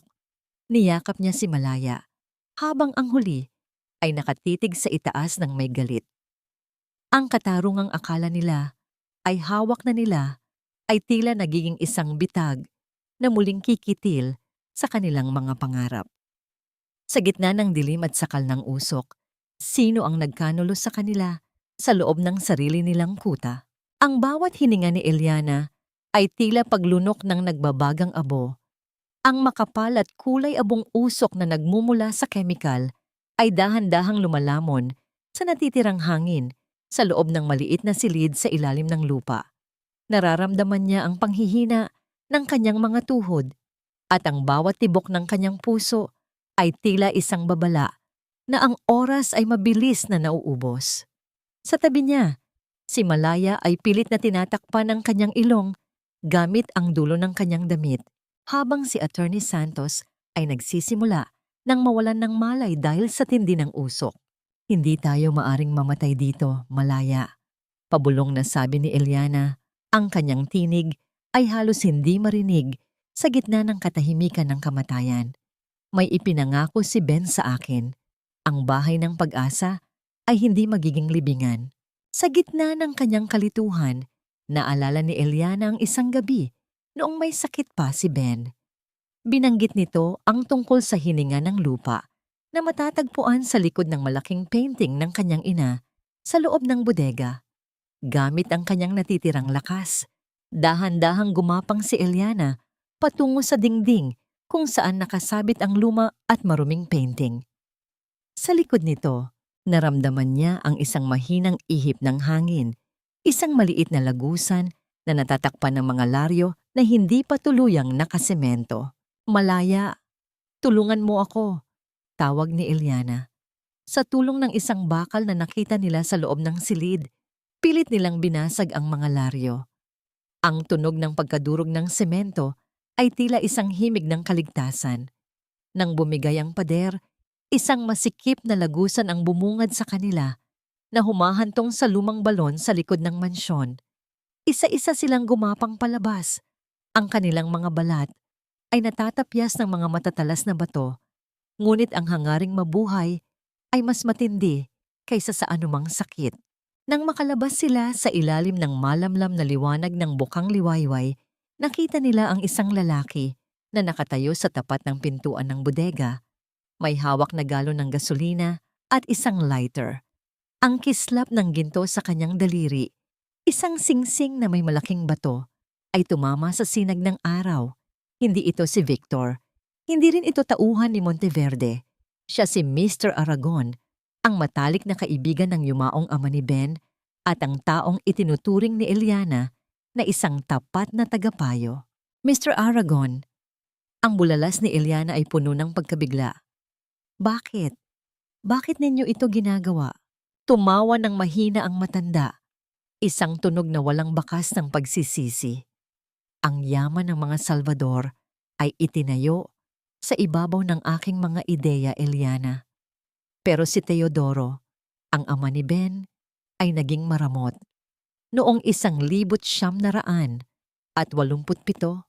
nang mamatay ang unang asawa niya, kailangan kong siguruhin na ang bata, si Malaya, ay hindi makakahadlang sa pagsasama namin ni Remedios sa negosyo.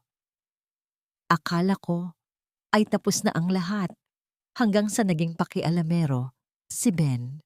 Kaya ba pinabayaan ninyo si Doña Remedios na mabulag sa sugal para unti-unti ninyong makuha ang lahat? Tanong ni Malaya. Ang kanyang mga mata ay nanlilisik sa galit. Matalino ka, katulad ng iyong ina, tugon ni Aragon habang dahan-dahang itinataas ang lighter. Pero huli na ang lahat. Ang lahat ng nakakaalam sa sikreto ng 1,987 ay dapat nang maglaho. Bago pa man niya mabitawan ng apoy, isang mabilis na yabag ng mga paa ang narinig mula sa gilid ng bodega. Lumabas si Cynthia, kasunod ang 2 pulis na kanina pa lihim na nagbabantay. Mabilis na nadaganan si Aragon at ang lighter ay tumalsik sa damuhan na agad namang pinatay ng basang lupa dahil sa hamog ng umaga. "I'm sorry, Eliana," higbi ni Cynthia habang tumatakbo patungo sa kanila. "Nakita ko siyang pumasok dito kagabi.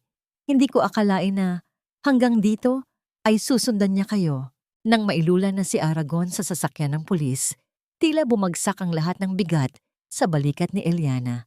Niyakap niya si Malaya at doon sa gitna ng hardin, ang 2 babaeng pinag-isa ng pait ng nakaraan ay nagsimulang maghilom. Ang katarungan ay hindi na lamang isang pangarap. Ito ay isa ng katotohanang maaari na nilang hawakan. Ngunit bago sila tuluyang makahinga ng maluwag, isang tawag mula sa ospital ang nagpabago sa daloy ng hangin. Ang nurse na nagbabantay kay Doña Remedios ay nagmamadaling ibinalita na nagkamalay na ang matanda at mayroon itong mahalagang gustong sabihin kay Eliana. Isang bagay na tungkol kay Ben at sa tunay na pagkatao ni Toby. "Kailangan mong pumunta, Eliana," bulong ni Attorney Santos. May mga lihim na tanging si Remedios lang ang makakapagsabi bago pa man siya tuluyang mawala. Ano ang huling alas na hawak ni Doña Remedios? May kinalaman ba ito sa kaligtasan ni Toby? O isang panibagong pagsubok na muling yayanig sa pundasyon ng kanilang bagong simula?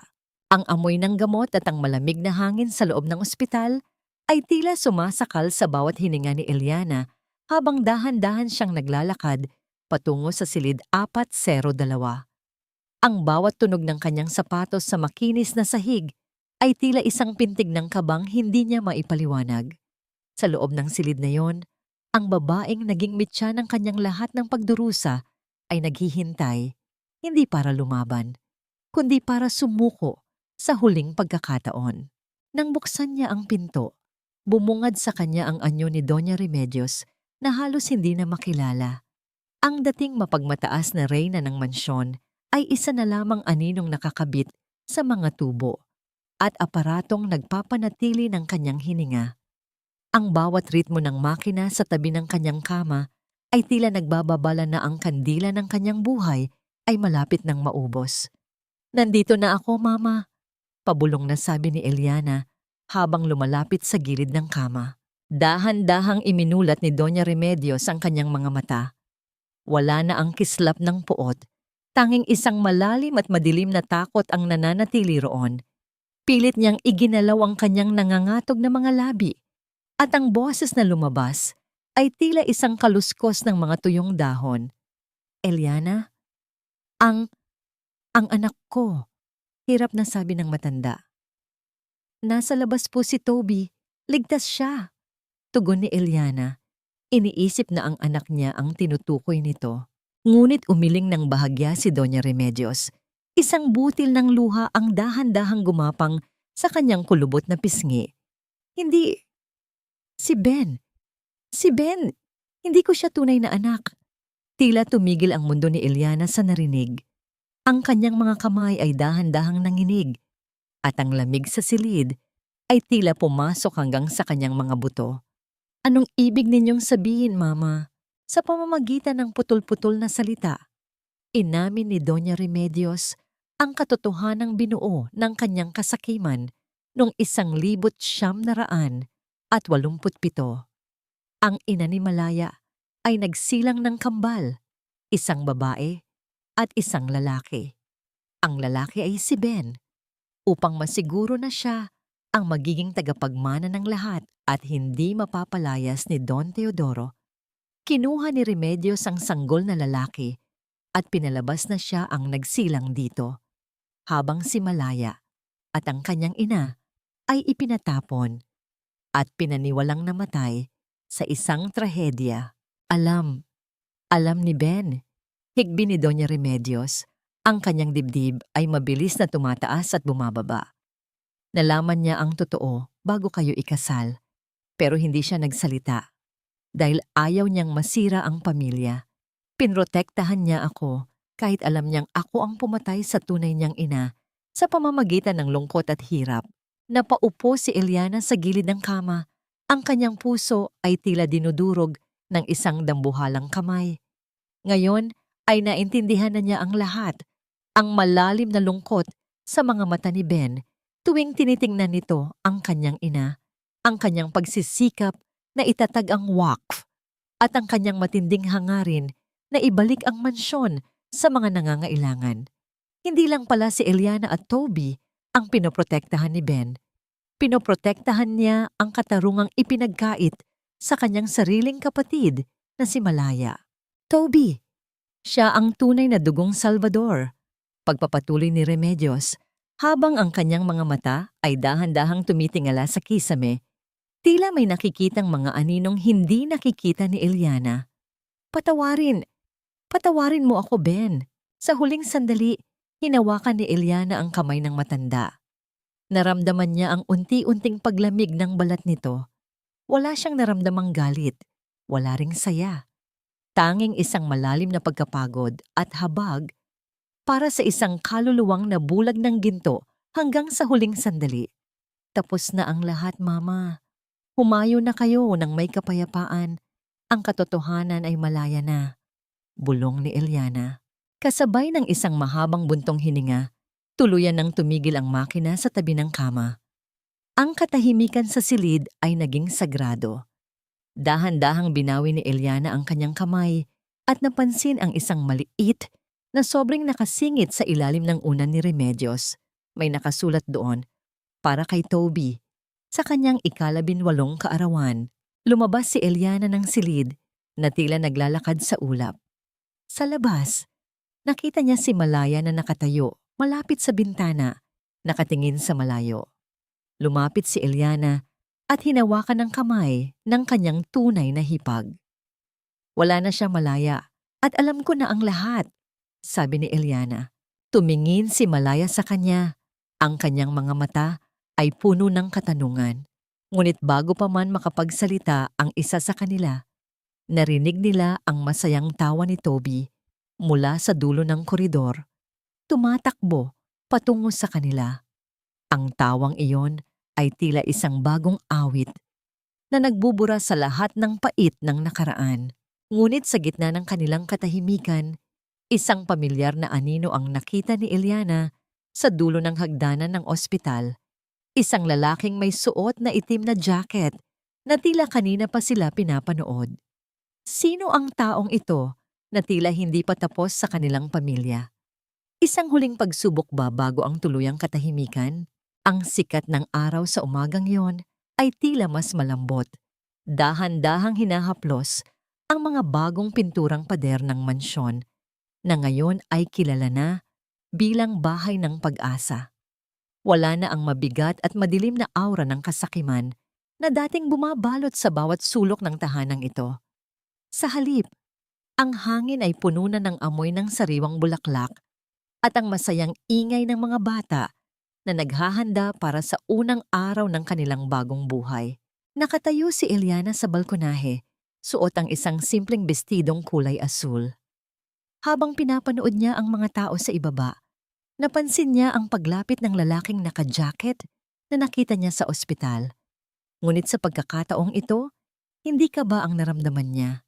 Ang lalaki ay dahan-dahang nag-alis ng kanyang sombrero, si Mang Carding, ang matandang driver at gwardiya na biglang nawala matapos ang libing ni Ben. Ma'am Eliana, ang tinig ni Mang Carding ay puno ng pagsisisi habang iniaabot ang isang maliit na kahon na gawa sa metal. Ito po ay ipinatago sa akin ni Sir Ben bago siya tuluyang manghina. Sabi niya, ibigay ko raw ito sa inyo kapag ang lahat ng usok ay napalitan na ng liwanag. Patawarin niyo po ako kung natagalan. Natakot po ako sa pagbabanta ni Doña Remedios noon. Nang buksan ni Eliana ang kahon, tumulo ang kanyang mga luha sa nakitang laman. Isang passbook sa bangko na nakapangalan kay Toby at isang set ng mga susi para sa isang maliit na farm sa probinsya na binili ni Ben gamit ang sarili niyang ipon, malayo sa yaman ng mga Salvador. Mayroon ding isang maliit na recorder doon. Nang pindutin ni Eliana ang play button, ang boses ni Ben ay muling pumuno sa kanyang pandinig. Eliana, kung naririnig mo ito, ibig sabihin ay nahanap mo na ang iyong kapayapaan. Huwag kang matakot na magsimulang muli. Ang mansyon ay para sa komunidad, pero ang farm na ito ang para sa inyo ni Toby. Isang lugar kung saan walang magdidikta sa inyo. Mahal na mahal ko kayo. Naramdaman ni Eliana ang isang matinding yakap mula sa likuran. Si Malaya iyon, ang kanyang mga mata ay nagniningning din sa katuwaan. Handa na ang lahat sa ibaba, Ate Eliana. Hinihintay na tayo ng mga bata.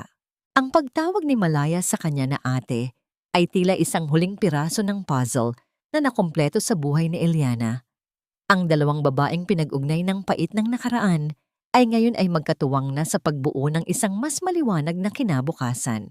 Sa kusina, isang pamilyar na boses ang narinig nila. Hoy! Huwag ninyong masyadong damihan ng asukal sa tsamporado. Masama yan sa mga bata. Si Cynthia iyon. Suot ang isang apron at may hawak na sandok. Bagaman may bakas pa rin ng kanyang pagiging strikto, ang kanyang mga mata ay hindi na naghahanap ng hiyas, kundi ng kasiyahan sa paglilingkod. Napangiti si Eliana nang makita ang pagbabago sa kanyang bayaw. Ang karma ay hindi lang pala parusa. Sa iba, ito ay isang pagkakataon para magbago. Ang formal na pagbubukas ng bahay ng pag-asa ay naging madamdamin. Nang gupitin ni Eliana ang ribbon, kasama si Toby at Malaya, ang palakpakan ng mga tao ay tila isang awit ng tagumpay. Ang mga reporter na dati ay bumabatikos sa kanya ay ngayon ay sumusulat na ng mga artikulo tungkol sa ang biyudang nagtagumpay sa pamamagitan ng pag-ibig. Nang sumapit ang hapon, naglakad si Eliana patungo sa malaking puno ng mangga sa likod ng hardin.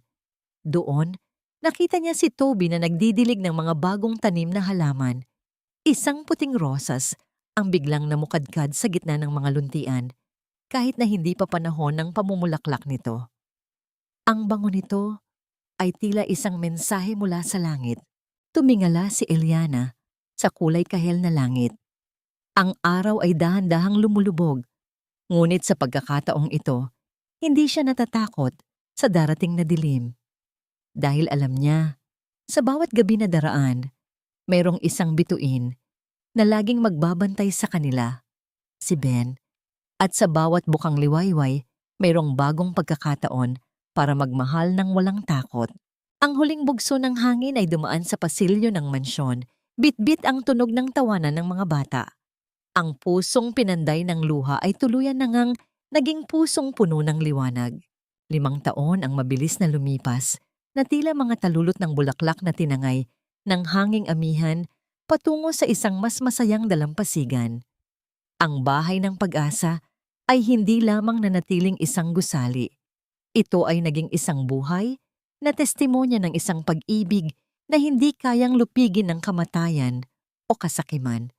Ang mga pasilyo na dati ay saksi sa mga bulong ng pagtataksil ay ngayon ay umaalingaw-ngaw sa tunog ng mga batang nag-aaral, naglalaro at nangangarap. Nakatayo si Eliana sa gitna ng malawak na hardin, pinapanood si Toby na ngayon ay isang masiglang binatilyo na. Ang bawat galaw ng kanyang anak ay nagpapaalala sa kanya kay Ben, ang tindig, ang paraan ng pagngiti, at ang kislap sa mga mata na laging naghahanap ng kabutihan sa kapwa. Sa tabi ni Toby ay si Malaya, na ngayon ay nagsisilbing punong guro ng pundasyon. Ang peklat sa kanyang mukha ay hindi na simbolo ng pait, kundi isang marka ng kanyang tagumpay laban sa madilim na nakaraan. Isang hapon, nagpasya ang pamilya na dalawin ang puntod ni Ben at Doña Remedios. Doon, sa ilalim ng malaking puno ng akasya, namamayani ang isang uri ng katahimikan na nagdadala ng kaginhawaan sa kaluluwa. Napatawad mo na ba talaga siya, inay? Tanong ni Toby habang inilalagay ang bulaklak sa puntod ng kanyang lola. Huminga ng malalim si Eliana. Ang kanyang paningin ay nakapako sa pangalan ni Doña Remedios na nakaukit sa marmol. Ang pagpapatawad, anak, ay hindi nangangahulugang nakalimutan ko ang lahat ng sakit. Ginawa ko ito dahil ayaw kong dalhin ang bigat ng galit sa puso ko habang pinapalaki kita. Ang pagpapatawad ay ang huling regalo ko sa aking sarili at sa alaala ng iyong ama. Doon lamang tayo tunay na naging malaya.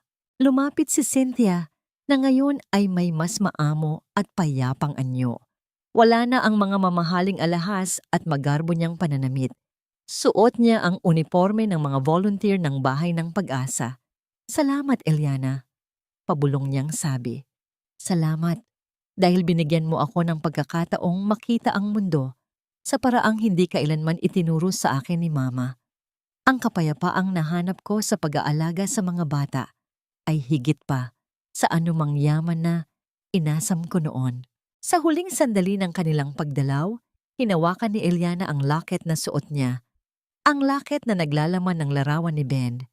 Ramdam niya ang init nito sa kanyang dibdib. Tila ba sumasang-ayon ang kanyang asawa sa bawat hakbang na kanyang ginagawa. Ang katarungan ay nakamit na, ang mga lihim ay nabunyag na, at ang bawat luhang pumatak sa nakaraan ay nagsilbing ulan na nagpatubo sa mga halaman ng kanilang bagong buhay. Natutunan ni Eliana na ang buhay ay tila isang nobela na puno ng mga kabanatang mapapait. Ngunit ang bawat pahina ay isinusulat ng ating sariling mga desisyon. Ang tunay na kayamanan ay hindi nasusukat sa lawak ng lupain o dami ng ginto, kundi sa lalim ng bakas ng pag-ibig na iniwan natin sa puso ng iba. Habang naglalakad ang mag-anak palayo sa sementeryo, bitbit ang kani-kanilang mga ngiti at pag-asa, ang langit ay nagkulay lila at ginto. Isang pangako na matatapos man ang isang araw, laging may bukang liwayway na naghihintay para sa mga pusong marunong magtiis at magmahal ng tunay.